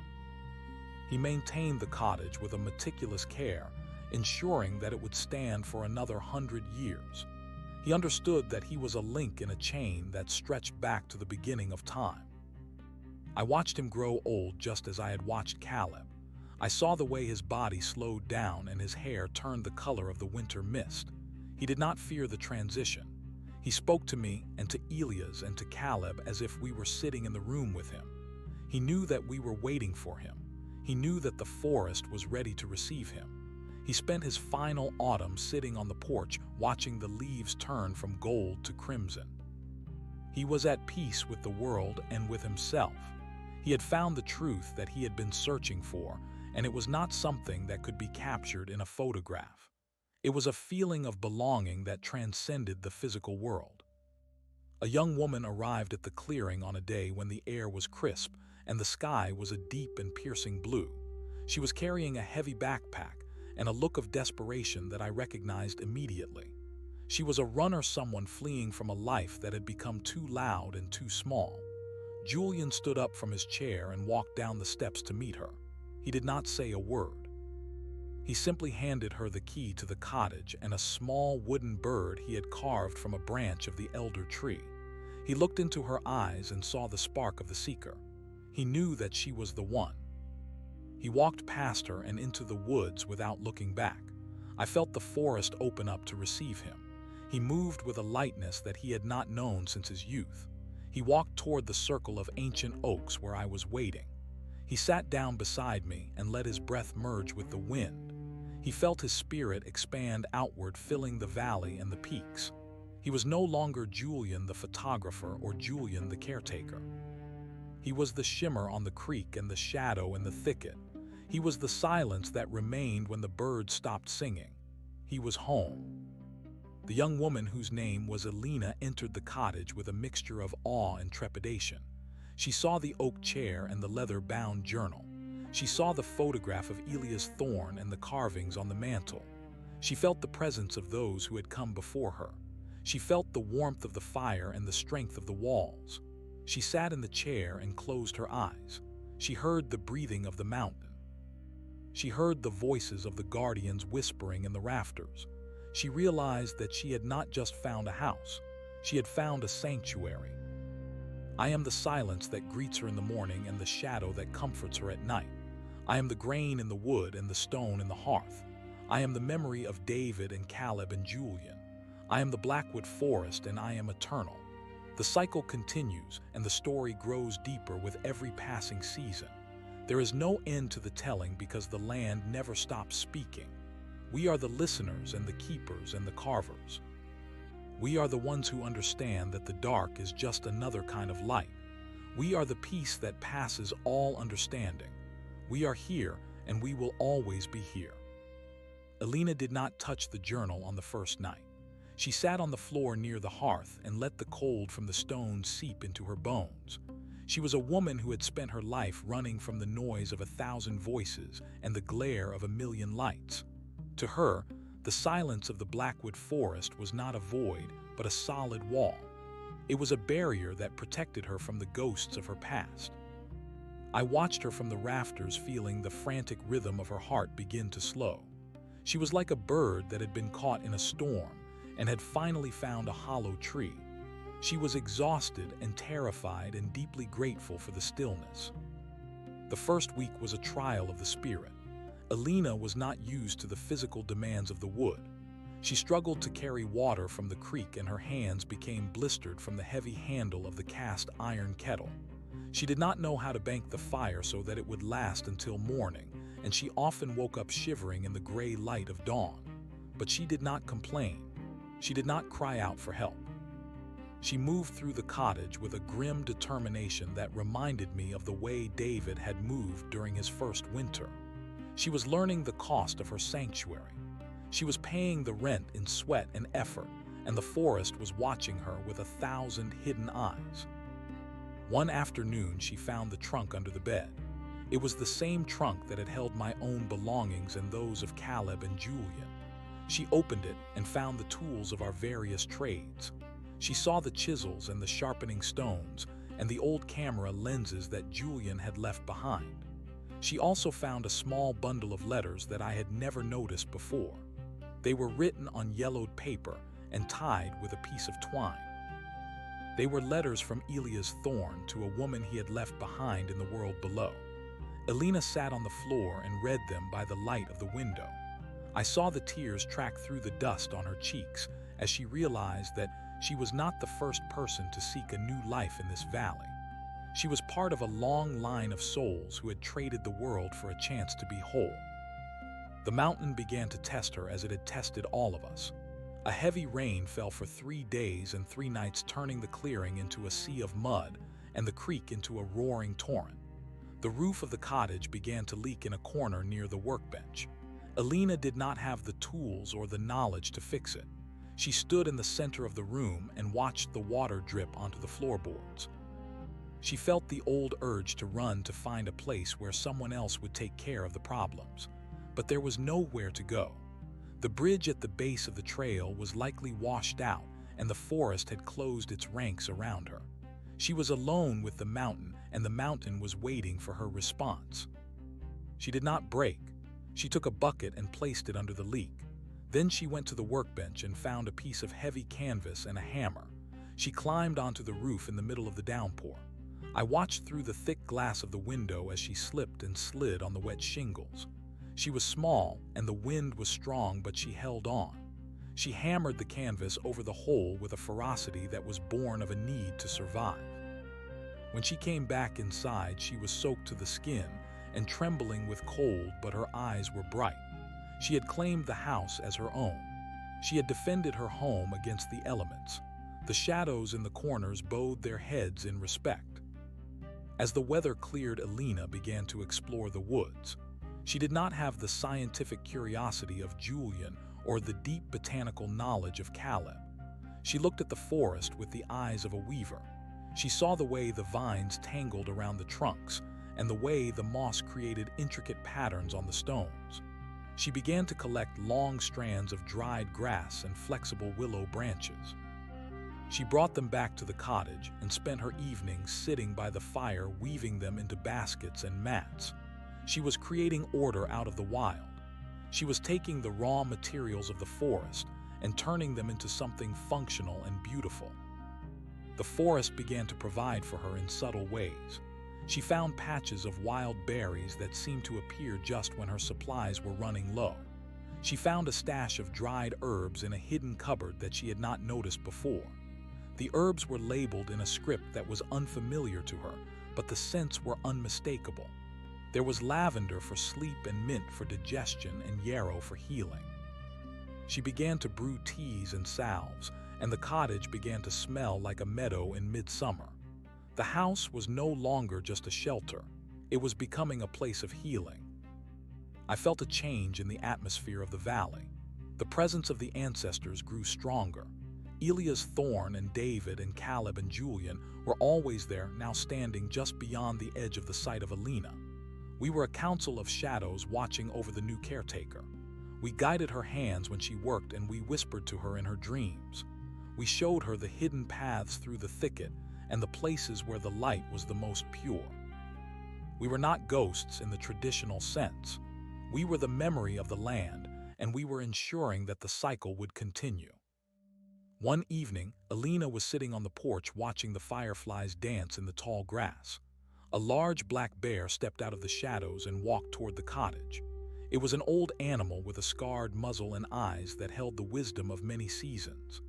Alina did not move. She did not scream or reach for a weapon. She sat perfectly still and watched as the bear sniffed the air and then sat down on its haunches a few feet away from her. They sat together in the twilight, two creatures of the forest sharing a moment of peace. The bear stayed for nearly an hour, and then it turned and vanished back into the trees. Alina felt a sense of belonging that she had never known in the city. She realized that she was no longer a stranger in this place. She was a resident. Winter came early that year. The first snow fell in late October, dusting the peaks in white and turning the valley into a landscape of silver and gray. Alina was ready. She had stacked a great pile of firewood against the side of the house, and she had preserved enough food to last through the lean months. She spent her days weaving and her nights reading the journal. She had reached the sections written by Julian, and she found comfort in his descriptions of the spirits and the shadows. She began to see the figures himself. She saw the man with the silver hair standing by the creek and the young man with the gentle eyes sitting on the porch. She was not afraid of us. She welcomed our company. The silence of winter was different from the silence of summer. It was deeper and more profound. It was a silence that demanded introspection. Alina began to write her own story in the leather-bound journal. She wrote about the life she had left behind and the person she was becoming. She wrote about the way the light changed during the short days and the way the stars seemed to vibrate in the cold air. She was no longer running. She was standing still and letting the world catch up to her. She was finding the core of her own being in the heart of the Blackwood Forest. I remember a night when the moon was full and the snow was so bright that it looked like day. Alina walked out into the center of the clearing and began to dance. It was not a formal dance, but a movement of the body that was in harmony with the wind and the swaying of the trees. She moved with a grace that was ancient and wild. I felt the mountain respond to her. The trees seemed to lean in toward her, and the shadows stretched out to touch her feet. She was a part of the rhythm of the earth. She was a thread in the tapestry that we had all helped to weave. As the years passed, Alina became the weaver of the Blackwood Forest. Her baskets and mats were not just objects but stories. She wove the history of the valley into every piece. She used the colors of the seasons and the patterns of the bark. She left her work on the edge of the trail for travelers to find, and the people in the town began to speak of the weaver who lived on the mountain. They saw her work as a gift from the forest itself. They did not know her name or her face, but they knew her spirit. She had become a legend just as Julian had. I watched her hair turn gray and her hands grow gnarled like the roots of the old oaks. She did not lose her strength or her resolve. She continued to tend the fire and watch over the shadows. She knew that her time was limited, but she did not fear the end. She knew that the forest would take care of her just as it had taken care of all of us.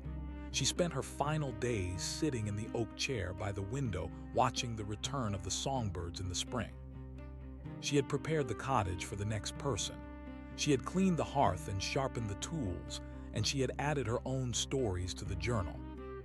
The next person arrived on a day when the air was heavy with the scent of blooming wildflowers. It was a man with a face that was lined with grief and eyes that were searching for a place to rest. Alina was waiting for him on the porch. She did not use words, but she offered him a basket she had woven from the finest willow branches. It was a gesture of welcome and a promise of peace. She stepped aside and let him enter the sanctuary. Then she walked into the trees and disappeared into the green depths of the valley. She became the pattern in the grass and the whisper in the leaves. She became another guardian of the silence. The cycle continued as it always does. The new caretaker was a man named Thomas, and he brought with him a different kind of energy. He was a musician who had lost his hearing and his ability to play. He arrived with a broken violin and a heart that was full of silence. He did not know how to live in the woods, but he knew how to feel the vibrations of the world. He felt the hum of the earth and the song of the wind. He began to find a new kind of music in the heart of the Blackwood forest. I watched him as he sat on the porch and held his violin against his chest. He could not hear the notes, but he could feel the wood vibrating against his ribs. He began to play again, not for an audience, but for the trees and the stones. The music he made was haunting and beautiful, and it seemed to resonate with the very soul of the mountain. The shadows gathered around him, and the ancestors listened in silence. We were moved by the honesty of his song. He was finding a way to communicate that transcended sound. Thomas spent his days repairing the cottage and his nights playing for the forest. He learned to read the movements of the animals and the changes in the clouds. He became a master of observation. He noticed the tiny details that others had missed. He saw the way the light reflected off the wings of a dragonfly and the way the frost formed patterns on the leaves. He was a man who lived in a world of visual music. He was finding a new way to be whole. The mountains stood as silent sentinels watching over the valley. The creek continued its journey, and the trees reached for the sky. Everything was as it should be. The dark was a place of rest, and the light was a gift. We were all carving our stories into the world, and here in the Blackwood forest, the stories were written in music and shadow. They were stories of loss and recovery, of silence and song. They were the stories of the land itself, and they would be told for as long as the wind blew through the pines. The cycle was complete, and yet it was always beginning. The silence was the only truth that remained, and it was a beautiful truth to know. I am the echo of the violin and the pattern in the basket. I am the memory of Alina and Thomas and all those who will come after them. I am the Blackwood forest, and I am eternal. The shadows are gathering now, and it is time for the forest to dream. I will dream with it, and I will wait for the next soul to arrive. There is always room for another story in the heart of the wood. There is always a place for those who are willing to listen. The silence is waiting, and it is a beautiful way to stay. The season of the musician brought a different resonance to the valley. Thomas did not hear the crackle of the dry branches under his feet or the sharp cry of the hawk circling above the canopy. To him, the world was a series of rhythmic pulses and tactile shivers. He lived in the deep well of his own internal quiet, and the forest met him there with a physical intensity that the others had not required. When the wind blew hard from the north, he did not hear a whistle or a moan. He felt a heavy pressure against his chest and a vibration in the floorboards of the cottage that felt like the low thrum of a great organ. He learned to read the forest through his skin. He could feel the approach of a storm by the change in the static of the air, and he knew when the deer were near, because the earth seemed to heartbeat with a faster tempo. I watched him as he explored the limits of his new reality. He found the old violin in a velvet-lined case that had been tucked away in a corner of the loft. It was a beautiful instrument made of maple and spruce, but it had suffered from years of neglect. The wood was dry and the strings were brittle. Thomas spent his first month in the cottage cleaning and oiling the instrument.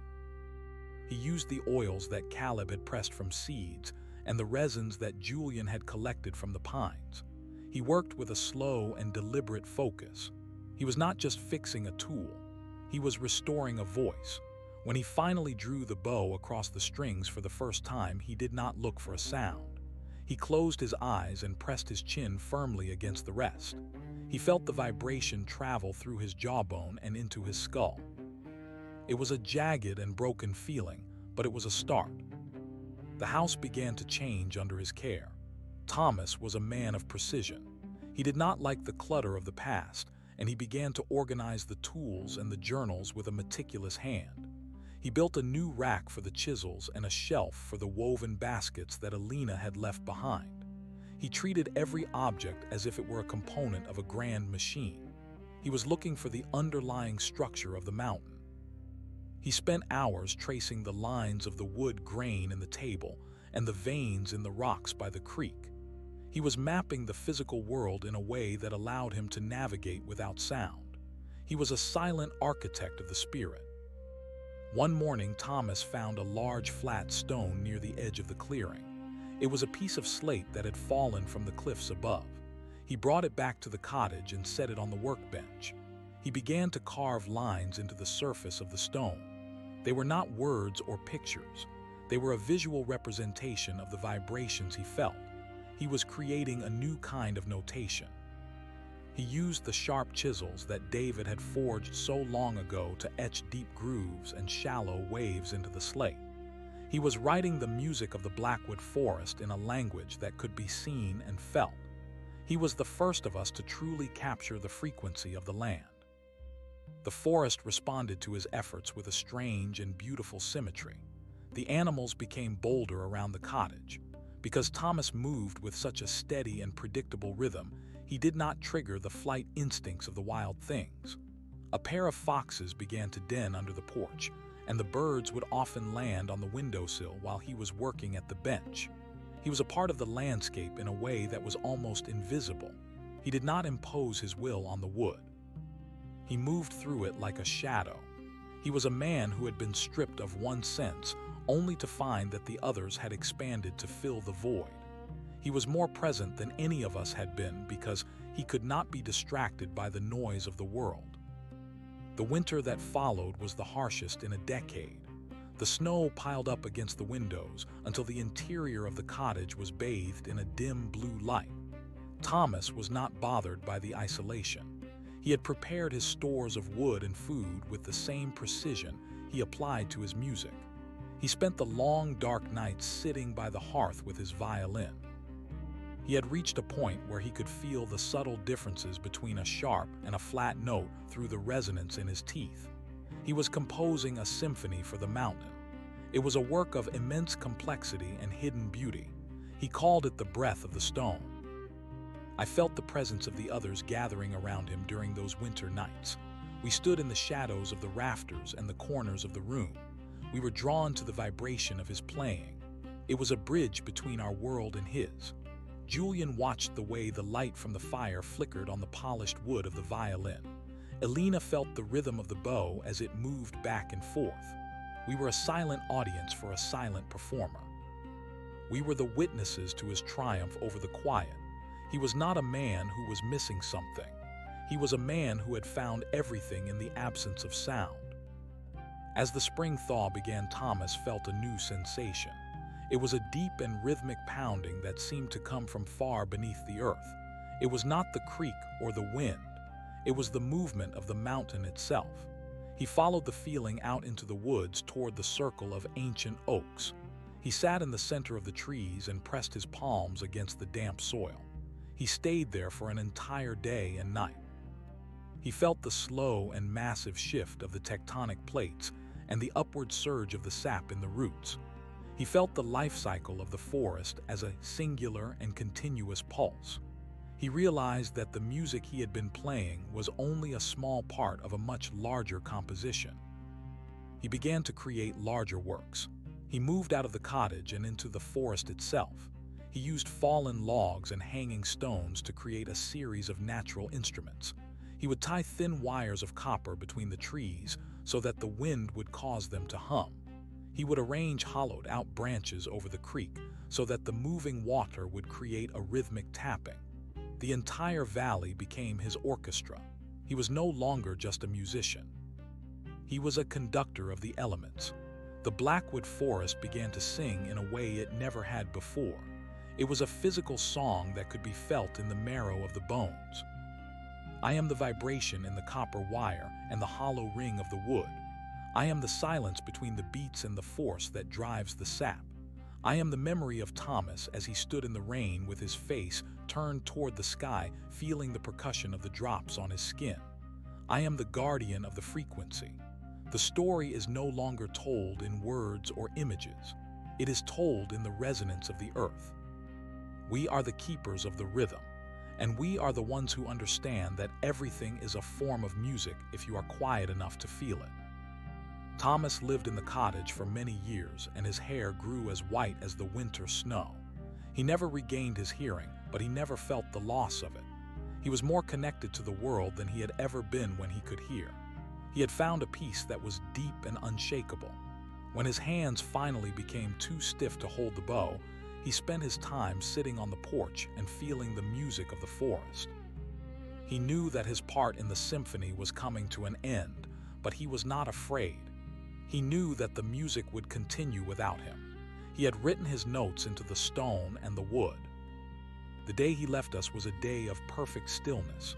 There was no wind and the creek was low and quiet. Thomas walked to the center of the clearing and lay down on the soft moss. He closed his eyes and felt the final slow pulse of his own heart merge with the heartbeat of the mountain. He did not struggle. He simply let go. His spirit expanded outward and became a part of the great vibration. He became the hum of the bees and the rustle of the leaves. He became the silence that is not an absence but a presence. The next person who came to the valley was a woman who had lost her way in the desert of the modern world. She was a scientist, a woman who believed only in what could be measured and proven. She arrived at the cottage with a trunk full of instruments and a mind full of questions. She saw the etchings on the slate and the wires between the trees. She saw the leather-bound journal and the carvings on the mantel. She felt the weight of the history that lived within the walls. She was a skeptic, but she was also a seeker. She did not know that she had been called to the Blackwood Forest to learn a truth that could not be found in a laboratory.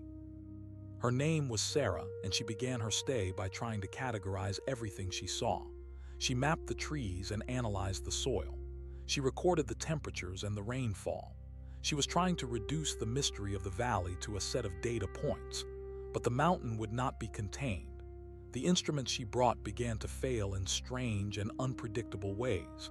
The batteries would drain for no reason, and the needles would spin wildly. The forest was resisting her attempts to define it. It was forcing her to look beyond the surface of things. I watched her frustration grow. She was a woman who was used to having answers, and the Blackwood Forest was giving her only riddles. She spent her nights reading the journal, trying to find a logical explanation for the experiences of those who had come before her. She read about David and Caleb and Julian and Alina and Thomas. She saw the patterns of their lives, but she could not see the source of their peace. She was looking for a formula when she should have been looking for a feeling. She was fighting the silence instead of embracing it. The change began on a night when a great owl landed on the roof of the cottage. It was a bird of immense size with eyes like golden coins. It began to hoot with a sound that was so deep and resonant that it shook the window panes. Sarah went outside to see what was happening. She stood in the moonlight and looked up at the owl. For the first time, she forgot about her measurements and her notes. She simply stood there and marveled at the beauty and the power of the creature. She felt a sudden and overwhelming sense of wonder. It was a crack in her armor of logic. The forest moved quickly to widen that crack. Sarah began to have dreams that were not her own. She dreamed of carving wood and weaving baskets. She dreamed of the taste of wild herbs and the vibration of a violin string. She began to see the shadows in the corners of the room not as tricks of the light, but as friends. She started to understand that the world was much larger and much older than her science could explain. She began to listen to the whispers in the rafters and the murmurs in the creek. She was beginning to find her own place in the cycle. She stopped using her instruments and started using her senses. She learned to identify the trees by the texture of their bark and the birds by the pattern of their flight. She began to tend the garden that Caleb had planted so long ago, and she found that she had a natural gift for making things grow. She started to add her own observations to the journal, but they were no longer data points. They were poems and sketches. They were the records of a soul that was waking up to the magic of the world. She was becoming the scientist of the spirit.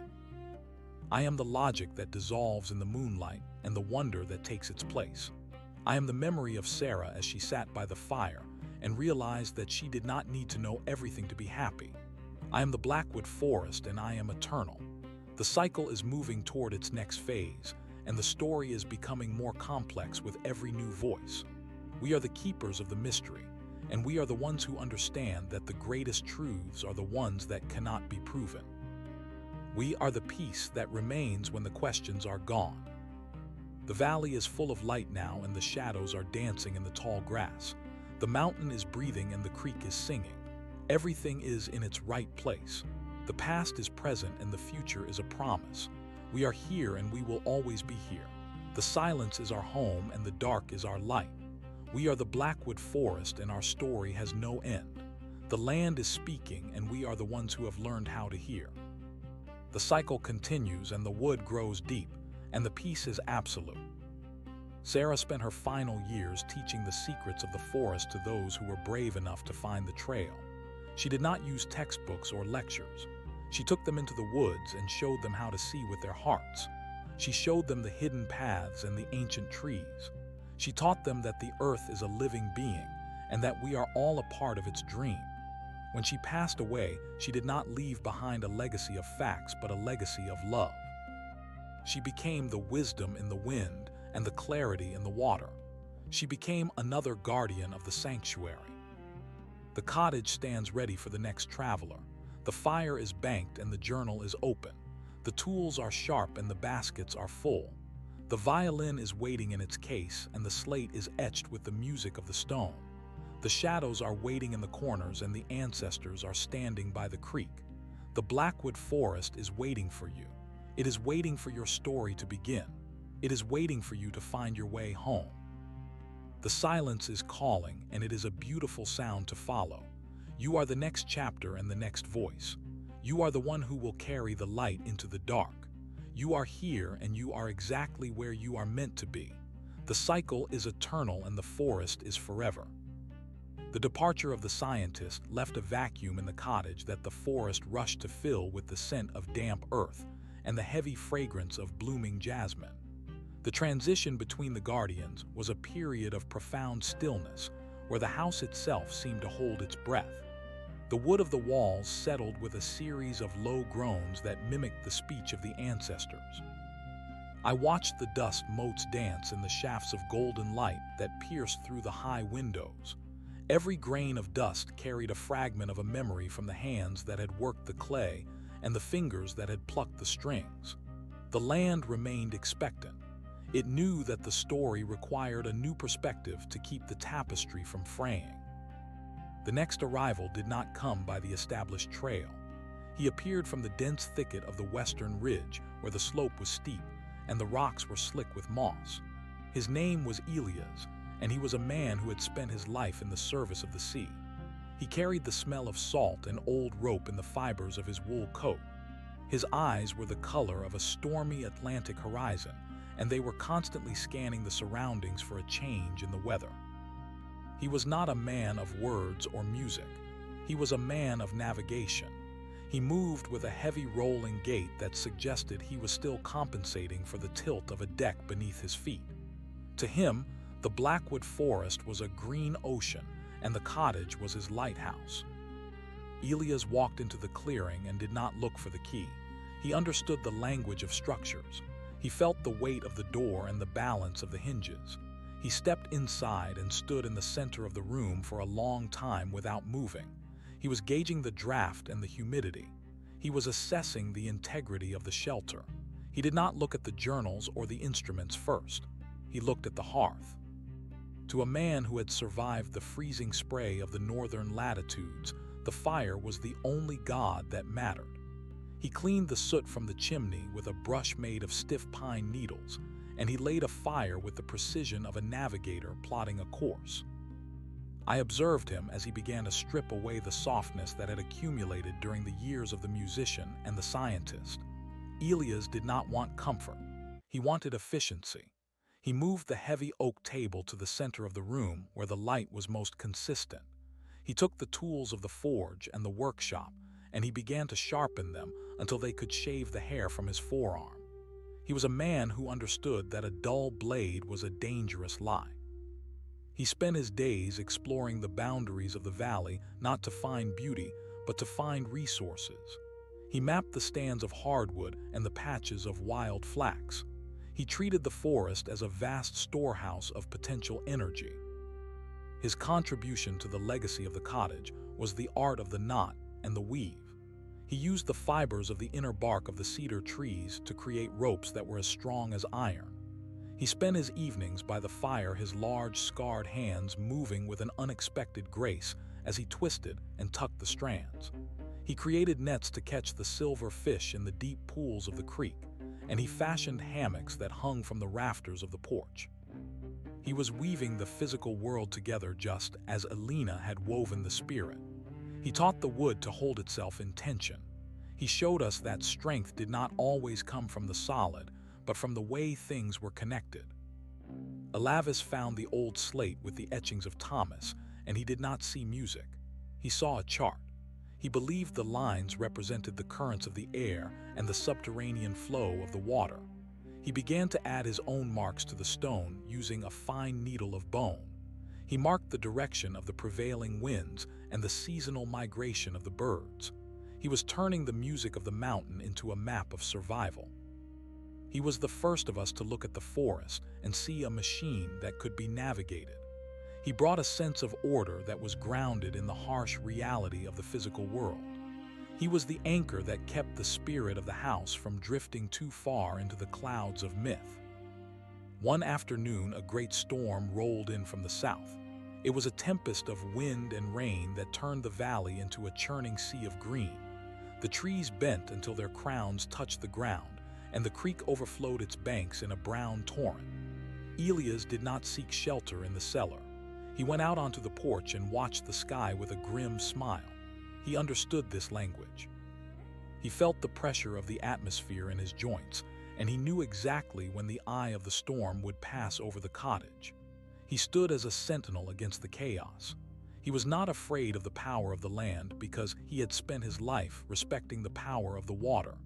He knew that the only way to survive was to move with the force rather than against it.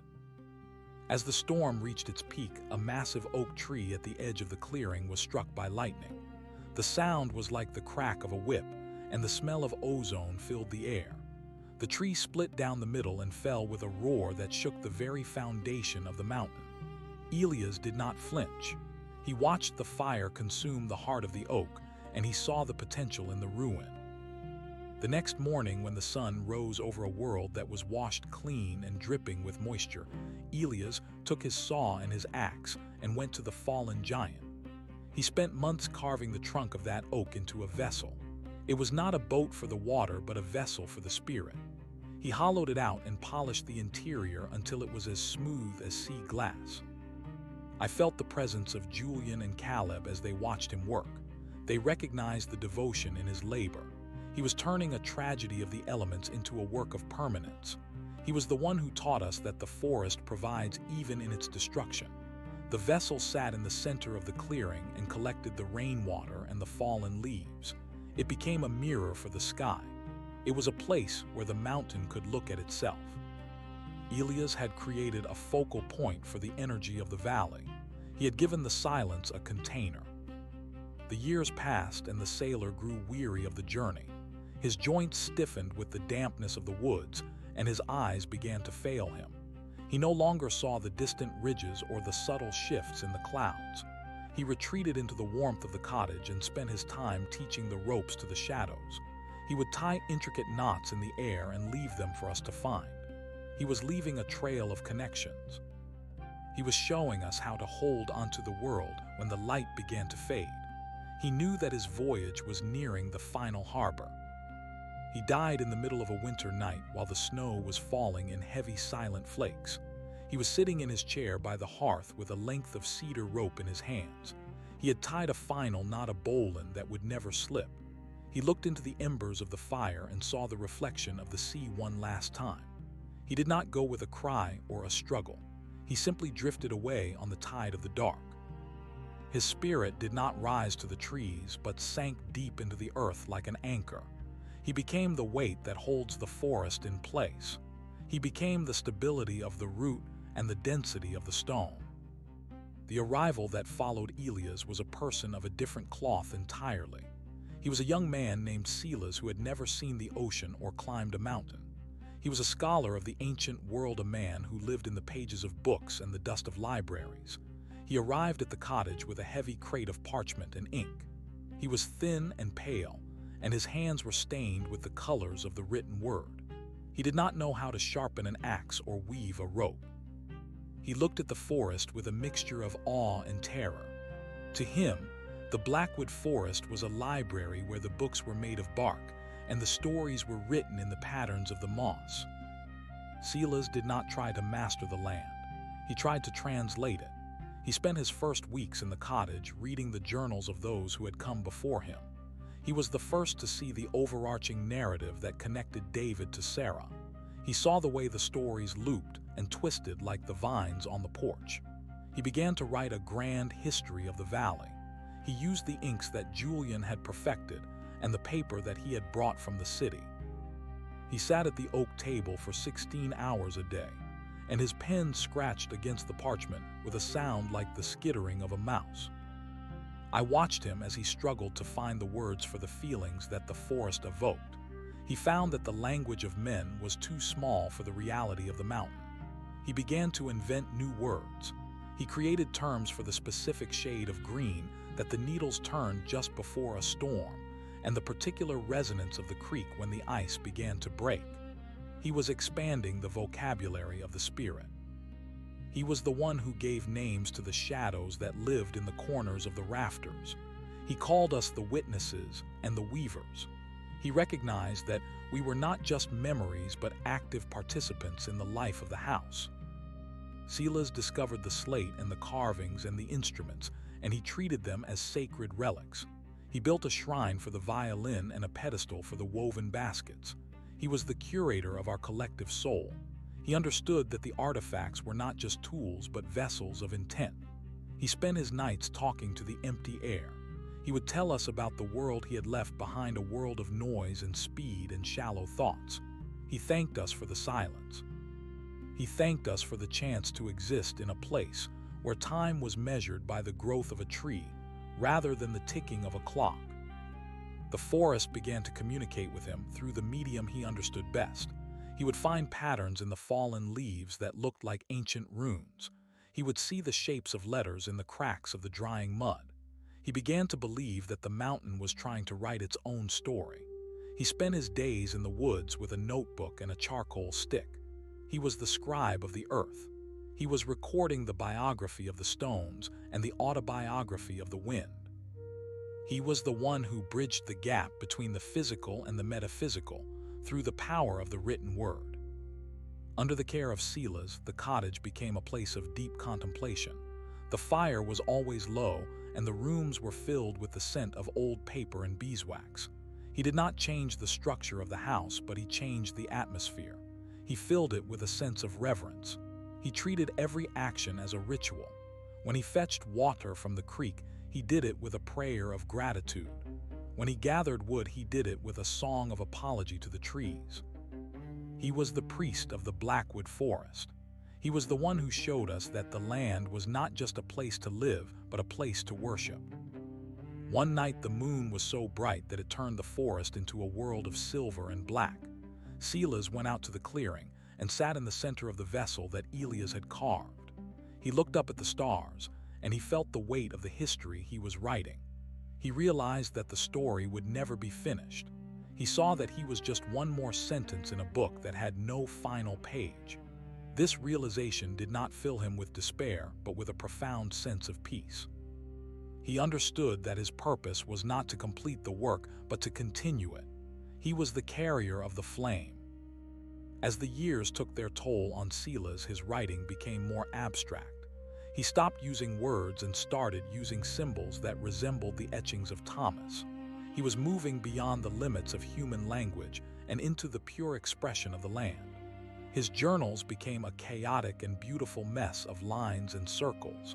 He was no longer trying to explain the forest. He was trying to become it. He spent his final days sitting on the porch and staring into the trees until his eyes became as clear and as deep as the mountain pools. He had found the truth that lies at the heart of the silence. He passed away in the spring when the valley was exploding with new life. He was found slumped over his desk with his pen still in his hand. The final page of his journal was blank except for a single drop of ink that had spread into the shape of a leaf. He had reached the end of his vocabulary. His spirit dissolved into the air and became the inspiration for the next generation. He became the voice that whispers in the ear of the dreamer. He became the ink in the veins of the world. I am the word that is never spoken and the story that is never finished. I am the memory of Silas as he labored over his parchment and the memory of Elias as he pulled on his ropes. I am the Blackwood Forest and I am eternal. The shadows are long now, and the sun is dipping below the western ridge. The valley is preparing for another night of dreams. We are the keepers of the records, and we are the ones who understand that every life is a masterpiece of intention. We are the silence that holds the meaning. The cottage is still, and the mountain is watching. The cycle is turning toward the final phase of this era. The next traveler is already on the path. They are coming with their own burdens and their own gifts. They do not know that they are being drawn by the gravity of the stories that have been left behind. They do not know that the forest has been waiting for them since the beginning of time. There is a place at the table and a bed in the loft. There is a fire waiting to be lit and a journal waiting for a new hand. The Blackwood Forest is ready. We are ready. The story continues and the music plays on, and the rhythm of the earth is the only truth that remains. You are almost here and we are waiting to welcome you home. The peace is absolute and the light is a gift and the dark is a place of rest. Everything is as it should be. The transition from the scholar to the next inhabitant was marked by a season of torrential rain that blurred the lines between the earth and the sky. The soil of the clearing turned into a rich dark slurry, and the creek rose until it licked the bottom of the footbridge. During this interval of solitude, the house grew even more receptive to the weight of its own history. The ink on the pages of the journals of Silas dried into a permanent record, while the ropes of Elias tightened in the humidity of the woods. The mountain was a heavy presence that seemed to lean inward, as if trying to hear the faint echoes of the voices that had occupied its hollows. The silence was thick and textured like velvet. It was into this atmosphere of damp expectation that the next traveler arrived. Her name was Clara, and she was a woman of fire and metal. She did not carry the books of a scholar or the ropes of a sailor. She arrived with a heavy leather pack filled with the tools of a blacksmith and a small bellows made of goatskin. She was a woman of solid proportions with arms that were corded with muscle and hands that were scarred by the sparks of the forge. She had spent her life in the industrial heart of a city where the air was thick with the smoke of coal and the screaming of machinery. She had come to the Blackwood Forest not to find peace, but to find the source of the elements. She wanted to work with the bones of the earth. Clara did not spend her first days in the cottage reading or reflecting. She went straight to the small shed at the rear of the property, where the old tools of Julian and the others had been stored. She cleared away the cobwebs and the dust with a focused intensity. She built a stone hearth in the center of the shed and reinforced the chimney with river rocks. She spent weeks gathering the charcoal that remained from the fallen trees and the lightning strikes. She was a creature of heat. To her, the forest was a source of fuel and a source of ore. She found a vein of iron in the cliffs to the north, and she began the arduous process of extracting the metal from the stone. I watched her through the windows of the cottage as she worked. The smoke from her forge rose in a steady black plume that contrasted with the white mists of the valley. The sound of her hammer against the anvil became the new heartbeat of the mountain. It was a rhythmic and unrelenting sound that echoed off the ridges. It was the sound of transformation. She was taking the raw materials of the land and forcing them into new shapes. She was not interested in the delicate or the ephemeral. She wanted to create things that would last for 1,000 years. She forged hinges for the doors and latches for the windows. She made heavy iron pots that could withstand the heat of the hottest fire. Her contribution to the legacy of the house was the gift of permanence. She looked at the wooden structures and saw the inevitable decay that comes with time. She began to bind the wood with iron. She created brackets that held the rafters together and plates that reinforced the corners of the walls. She was turning the cottage into a fortress. She believed that the only way to honor the past was to protect it from the future. She did not care for the music of the violin or the beauty of the woven baskets, except as objects that required a sturdy shelf. She was the guardian of the physical shell. Clara found the vessel that Elias had carved from the oak, and she saw that it was cracking in the dry heat of the summer. She did not try to fill the cracks with pitch or resin. She forged a series of iron bands that wrapped around the trunk like the ribs of a giant. She cinched them tight until the wood was held in a permanent embrace. She was the one who gave the vessel its strength. She also looked at the slate of Thomas and the marks of Silas, and she saw the need for a more durable record. She took a flat plate of copper and began to etch the history of the house into the metal using acid and fire. She was making a map of the soul that would never fade. She was a woman of few words, but her actions were a constant conversation with the land. She respected the mountain because it was harder than her hammer. She respected the forest because it provided the carbon for her fire. One evening, as the sun was setting behind the western ridge, Clara sat on the porch and watched the sparks from her forge drift into the trees. She felt the presence of the ancestors around her. She did not fear the shadows because she knew that the dark was just the place where the fire was brightest. She understood that she was a part of a chain of being that was forged in the heat of experience. The years of the blacksmith were years of intense productivity. The cottage took on a rugged and industrial character.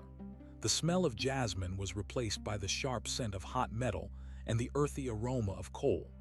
Clara spent her time perfecting the tools of the future. She made axes that would never dull and saws that could cut through the hardest heartwood. She was preparing the house for a long winter that she felt was coming. She was a woman who understood the cycles of the earth, and she knew that the warmth of the current era was a temporary gift. She was building a legacy of resilience. As she grew older, the fire in the forge began to dim. Her joints were stiff from years of heavy labor, and her lungs were heavy with the dust of the forge. She no longer had the strength to swing the heavy sledge or carry the ore from the cliffs. She retreated into the cottage and spent her final days polishing the metal work she had created. She watched the way the light reflected off the iron and the copper. She saw the faces of those who had come before her in the polished surfaces. She saw the eyes of Alina in the reflection of a silver bowl, and the hands of David in the curve of an iron handle. She died in the heat of a midsummer afternoon. She had crawled to the forge one last time to bank the fire and ensure that the tools were properly oiled. She was found lying next to the anvil with her hand resting on the hammer. She looked as though she was merely resting between strikes. Her spirit did not vanish into the air but merged with the metal she had worked. She became the strength of the hinges and the sharpness of the blades. She became the heat that remains in the stones of the hearth long after the fire has gone out. She became the structural integrity of the dream. The arrival that followed the blacksmith was a person who brought a sense of lightness back to the valley. His name was Rowan, and he was a gardener of the spirit. He arrived with nothing but a small bag of seeds and a wooden flute. He was a man who moved with the grace of a willow branch in the wind. He did not want to build or to forge. He wanted to cultivate. He looked at the iron reinforcements of Clara and the stone walls of Julian, and he saw a garden that was waiting to be planted. He believed that the house was not a fortress but a living organism. Rowan spent his first months in the clearing, removing the debris of the forge and the workshop. He turned the soil with a wooden spade and mixed in the leaf mold from the forest floor. He planted flowers that bloomed in the moonlight and herbs that healed the body and the mind. He turned the clearing into a tapestry of color and fragrance. He was the one who brought the bees back to the valley. He understood that the forest needed the pollinators to survive. He was a man who worked with the invisible forces of nature. He spoke to the plants as if they were his children, and they responded by growing with an unnatural vigor. I watched him as he moved through the garden in the early morning light. He was a part of the landscape. He did not try to dominate the earth but to cooperate with it. He found the journals of Silas, and he did not add new words. He added pressed flowers and leaves between the pages. He was illustrating the story with the physical evidence of life. He took the violin of Sarah, and he played it in the garden to encourage the growth of the lilies. He believed that the music was a form of nourishment. Under his care, the cottage became a place of soft edges and blurred boundaries. Rowan discovered the vessel of Elias and the iron bands of Clara, and he saw a giant planter. He filled the hollowed oak with rich soil and planted a single white rose bush in the center. The roses grew until they spilled over the sides and covered the iron in a blanket of petals. He was softening the harshness of the past. He was the one who showed us that even the strongest metal can be overtaken by the persistence of life. He spent his evenings on the porch playing his flute and watching the fireflies dance in the shadows. He was at peace with the silence because he knew that it was the sound of the earth breathing. The contribution of the gardener was the understanding of the cycle of growth and decay. He did not fear death because he saw it every day in the falling leaves and the fading blooms. He knew that the end of one thing was the beginning of another. He taught the forest to be beautiful. He showed us that the mountain was not just a source of resources, but a source of joy. He was the one who reminded us that the soul needs the fragrance of the jasmine as much as the body needs the warmth of the fire. As Rowan grew old, he became as thin and as fragile as a dried leaf. He no longer had the energy to tend the garden or play the flute. He spent his days sitting in the center of the clearing, surrounded by the flowers he had planted. He watched the seasons change with a smile of recognition. He saw the way the forest was slowly reclaiming the edges of the garden, and he did not try to stop it. He understood that he was a part of the succession. He was a bridge between the wild and the cultivated. He passed away on a day when the air was filled with the scent of blooming roses. He simply closed his eyes and stopped breathing while the sun was warm on his face. His spirit did not sink or rise, but scattered like seeds on the wind. He became the fragrance of the air and the color of the petals. He became the fertility of the soil and the hum of the bees. He became the beauty that remains when the work is done. He was the one who completed the circle of the elements. I am the garden that grows in the ruins and the metal that holds the walls together. I am the memory of Clara as she struck the anvil and the memory of Rowan as he planted his seeds. I am the Blackwood Forest, and I am the witness to the endless parade of the human spirit. The shadows are gathering in the corners of the porch, and the moon is rising over the eastern ridge. The valley is a place of deep peace and profound mystery. We are the keepers of the flame and the weavers of the web. The cottage is waiting for you now. The iron is strong and the garden is lush. The journals are full of words and flowers, and the tools are ready for your hand. The cycle is moving toward its conclusion, and the mountain is holding its breath.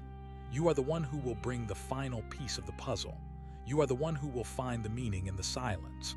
The path is clear and the light is fading, but you are not lost. You are exactly where you need to be. The forest is calling, and it is a voice you have always known. Welcome home to the Blackwood. Welcome home to yourself.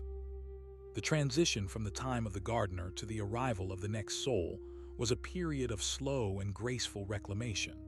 The forest did not rush to tear down the work of Rowan, but instead chose to embrace it. The white roses climbed the iron brackets of Clara, and the moss grew thick over the stone steps carved by Julian. The house stood as a silent witness to the intersection of the wild and the domestic. It was during this twilight of one era and the dawn of another that the air in the valley began to vibrate with a new frequency. The next traveler did not arrive by the path that wound through the lower hills.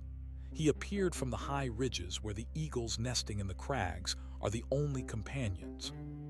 His name was Silas the Younger, though he bore no blood relation to the scholar who had come before. He was a man of mathematics and stars. He arrived with a set of brass instruments that caught the light of the sun and a collection of glass lenses that turned the world upside down and inside out. He was tall and thin with fingers that were long and nimble. He did not care for the history of the house or the strength of its walls. He cared for its position in the universe. To him, the Blackwood Forest was not just a place of trees and shadows, but a vantage point from which to view the infinite. He saw the clearing as a cosmic coordinate, a specific point, where the veil between the earth and the heavens was thin. Silas the Younger spent his first nights on the roof of the cottage. He climbed the ladder that Clara had reinforced with iron, and he sat among the shingles with his telescopes and his charts. He did not seek to change the house, but to align it. He used a plumb line and a sextant to determine the exact center of the structure. He found that the hearth was aligned with the North Star, and that the window in the loft faced the rising of the midsummer sun. He was fascinated by the precision of the men and women who had built the place without the aid of modern instruments. He realized that they had been guided by an instinct that was as accurate as any calculation. He was a man of silence, but his mind was a constant storm of equations. He looked at the journals of Silas the Elder and saw the symbols that the scholar had used in his final days. Where the first Silas saw the language of the land, the second Silas saw the geometry of the space. He began to draw diagrams in the margins of the parchment. He mapped the movement of the planets across the valley and the way the shadows of the peaks fell across the clearing at different times of the year. He was trying to find the rhythm of the cosmos. He believed that if he could understand the patterns of the stars, he could understand the destiny of the house. The contribution of the astronomer was the gift of perspective.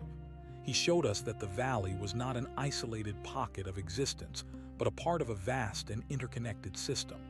He spent his days in the garden of Rowan, but he did not tend the flowers. He watched the way the petals followed the sun, and the way the nocturnal blooms opened to the moon. He saw the mathematics of the spiral in the heart of the roses and the symmetry of the leaves. He was the one who bridged the gap between the microscopic and the macroscopic. He made the inhabitants of the house feel both small and significant at the same time. He found the copper plates that Clara had etched, and he used them as the base for a celestial map. He punched tiny holes through the metal to represent the constellations, so that when a candle was placed behind the plate, the walls of the cottage were filled with artificial starlight. He was bringing the heavens into the home. He also took the violin of Sarah, and he tuned the strings to the frequencies he calculated from the orbital periods of the planets. He did not play melodies, but long and droning notes that seemed to vibrate in the very marrow of the bones. It was a music that sounded like the turning of the earth itself. As the years passed, Silas the Younger became obsessed with the concept of time. He watched the way the wood of the cottage weathered, and the way the iron rusted despite the care of the blacksmith. He saw that everything was in a state of flux. He began to build a great clock in the center of the living room. He used the gears and springs he had brought with him, and he fashioned new parts from the hardwood of the forest. The clock did not tell the hour or the minute. It told the seasons and the cycles of the moon and the alignment of the planets. It was a mechanical representation of the soul of the Blackwood. The ticking of the clock became the new pulse of the house. The sound of the clock was a constant reminder of the passing of the ages. It was a steady and mechanical beat that provided a sense of order to the chaotic growth of the garden. Silas the younger sat by the hearth and watched the pendulum swing back and forth. He saw the faces of the ancestors in the rhythmic motion. He understood that each of them had been a gear in a much larger machine. He saw that his own life was a single rotation of a wheel that had been turning since the beginning of time. This realization brought him a sense of profound detachment. He was no longer a participant in the world, but an observer of it. He passed away during a total eclipse of the sun. He had predicted the event years in advance, and he had prepared himself for the moment of darkness. He sat on the porch as the moon began to slide across the face of the star. He watched the birds fall silent and the temperature drop. When the darkness was complete and the corona of the sun flared like a ghost in the sky, he took his final breath. He died at the exact moment that the light returned. He was found with his eyes open, staring at the sky with an expression of absolute wonder. His spirit did not fade or merge, but expanded into the void. He became the space between the stars and the light that travels through the vacuum. He became the awareness of the infinite. The house stood empty for a time after the astronomer departed. The clock continued to tick, and the copper plates continued to cast their starlight on the walls. The forest grew closer, and the Garden of Rowan became a wild and tangled paradise. It was during this period of stillness that the house began to dream. It remembered the smell of the cedar and the sound of the loom. It remembered the heat of the forge and the scratch of the pen. It held the memories of all who had lived within its walls, and it wove them into a single and continuous narrative. The house was no longer just a shelter. It was a library of the human experience. The next inhabitant was a person who understood the power of the dream. Her name was Alara, and she was a weaver of stories. She did not bring tools or instruments or seeds. She arrived with a loom that was made of ancient driftwood and a collection of yarns that were dyed with the colors of the earth and the sky.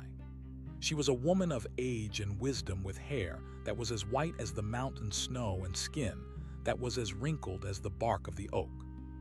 She had spent her life wandering the world and listening to the tales of the forgotten. She had come to the Blackwood Forest to weave the final tapestry. Alara did not live in the cottage so much as she inhabited its history. She spent her days sitting in the loft where the light was the strongest.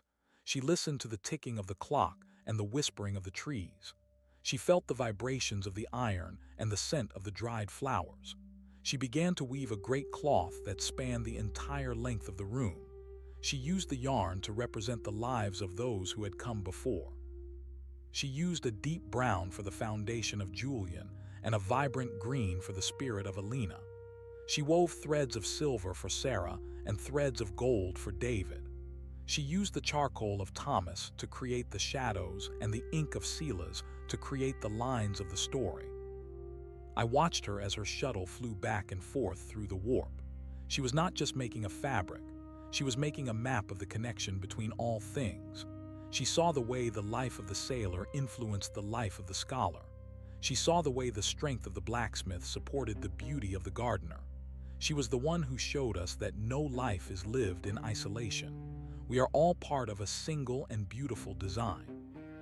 Her tapestry grew day by day, and it became a visual record of the soul of the mountain. It was a work of immense complexity and breathtaking beauty. Alara found the vessel that Elias had carved, and she saw that the roses of Rowan were now intertwined with the iron bands of Clara. She took a handful of the fallen petals and wove them into the cloth. She took a shard of the slate from Thomas and a splinter of the wood from Julian, and she incorporated them into the design. She was gathering the physical remains of the past and turning them into art. She was the one who understood that nothing is ever truly lost. Everything is simply transformed into a new shape. She spent her evenings singing to the house, and her voice was a blend of all the voices that had ever echoed in the valley. The contribution of the weaver was the gift of unity. She brought the disparate elements of the house together into a single whole. She showed us that the silence of the mountain is not an empty thing, but a vessel for the stories of the world. She taught us that the darkness is not a place of fear, but a place of creation. Under her hands, the cottage became a temple of memory. The air was thick with the presence of the ancestors, and the walls seemed to pulse with the rhythm of the heart. She was the one who completed the work of the scholar and the astronomer by giving it a form that could be felt and touched. As Alara reached the end of her life, her tapestry was nearly finished. It covered the walls and the floors and the ceiling of the loft. It was a cocoon of color and texture that wrapped the house in a warm embrace. She had woven her own life into the final corner of the cloth using a thread that was as clear and as bright as the morning dew. She no longer had the strength to move the shuttle or press the treadle. She lay down in the center of her work and let the fabric cover her like a blanket. She felt the heartbeat of the mountain beneath her and the breath of the forest above her. She passed away in the quiet of a winter night when the snow was falling softly on the clearing. She died with a smile on her lips because she knew that the story was complete. Her spirit did not leave the house but became the fabric itself. She became the texture of the wood and the softness of the air. She became the comfort of the fire and the peace of the silence. She became the narrative thread that binds the past to the present and the present to the future. She was the one who turned the Blackwood Forest into a home for the soul. I am the weaver and the loom and the cloth that is never finished. I am the memory of the light on the brass instruments and the memory of the shuttle flying through the air. I am the Blackwood Forest and I am the keeper of the record. The sun is low in the sky and the shadows are merging into a single and deep blue. The valley is preparing for the final transition of this cycle. The house is silent, but it is not empty. It is filled with the presence of all who have lived and loved and labored here. We are the ones who understand that every moment is a miracle of existence. The cottage is ready for the final traveler. The clock is ticking the rhythm of the ages, and the tapestry is glowing with the light of 1,000 dreams. The iron is cold, and the garden is sleeping under the snow, but the heart of the house is warm. There is a place for you here among the stories and the shadows. You are the one who will carry the flame into the next era. You are the one who will find the truth that lies beyond the words and the symbols. The mountain is waiting and the forest is calling your name. The path is covered in white, but you know the way. You have been here before in your dreams, and you are coming back to the place where you belong. The peace is absolute and the stillness is a blessing. Everything is as it was meant to be. The cycle is turning and the music is fading into the silence. We are waiting for you at the edge of the clearing. We are the voices in the wind and the shadows in the trees. We are the guardians of the Blackwood, and we are ready to welcome you home. The story continues and the light remains, and the love is the only thing that is real. You are almost here and the door is open and the fire is waiting to be lit. Come in from the cold and find your place at the table. The journey is over and the rest is beginning. Welcome home. The snow fell in heavy white curtains that muffled the sound of your footsteps as you reached the crest of the final ridge. You stood at the border of the Blackwood Forest where the air was thin and sharp with the scent of frozen pine.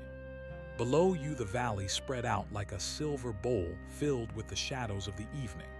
You felt the weight of the years behind you and the pull of the destination before you.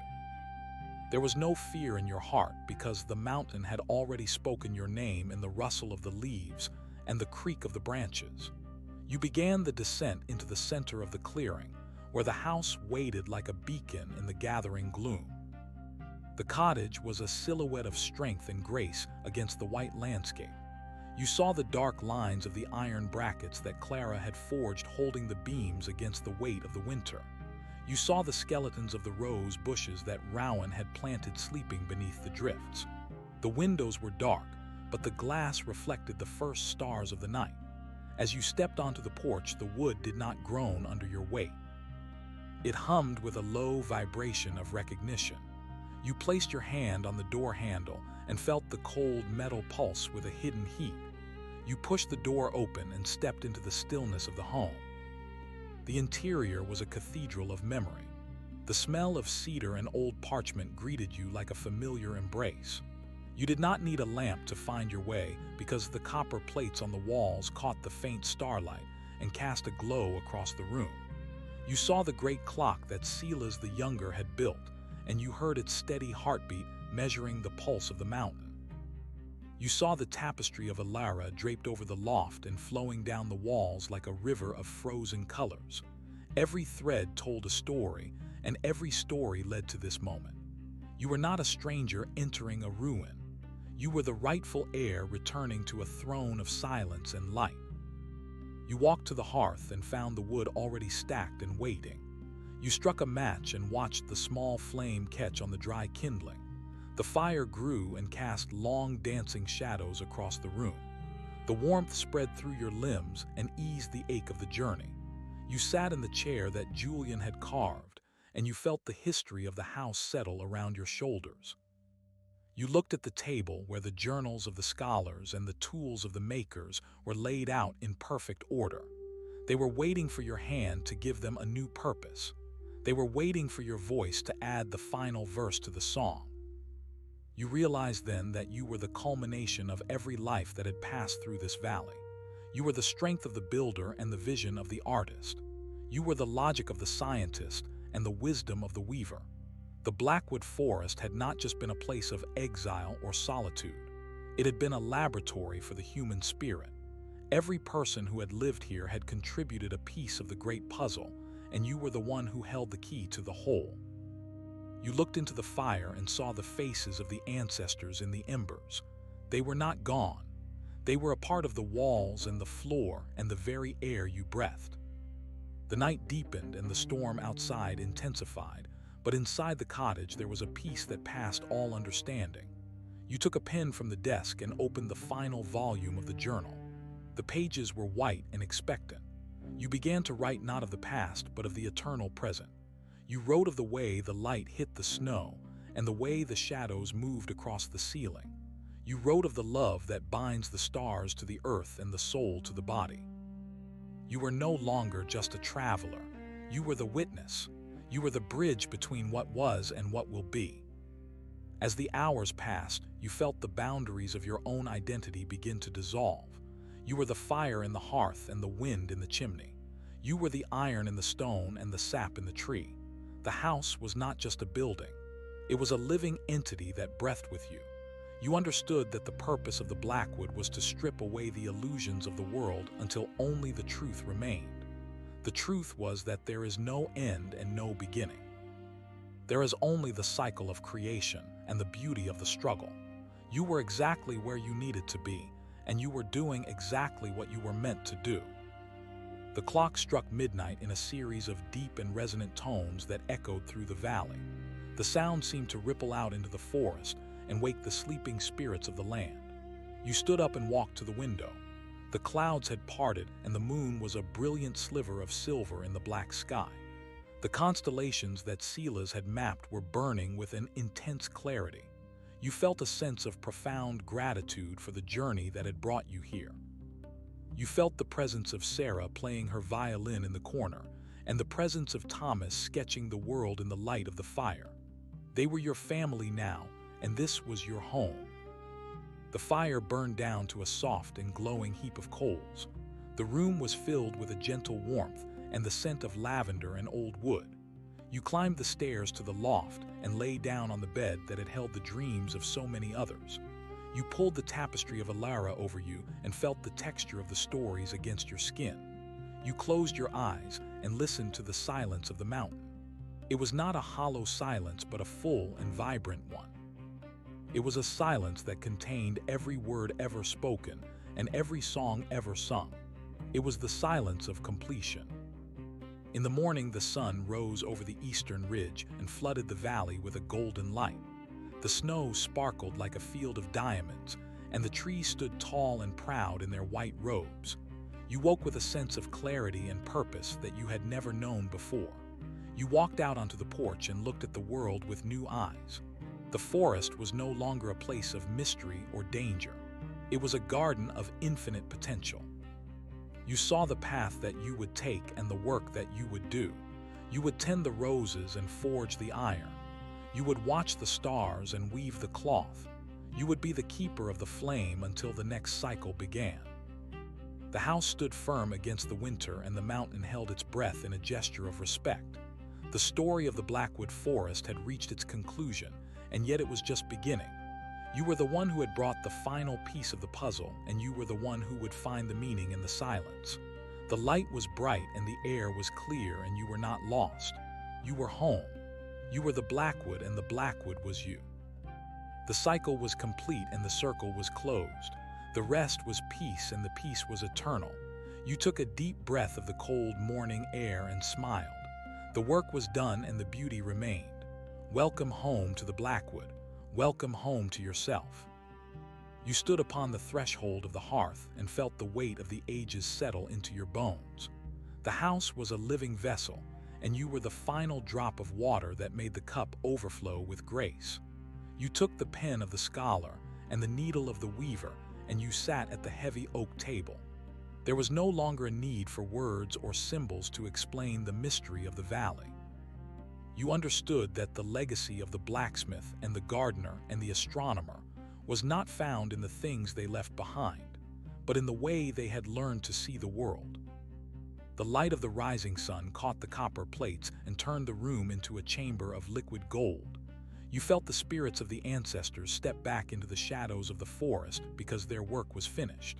They had built the walls and woven the dreams so that you could find the center of the silence. You closed the journal and laid it atop the mantle. The fire was a steady glow, and the air was a soft song. You were the memory and the hope of the Blackwood. The door remained open, but the cold could not enter. You were home.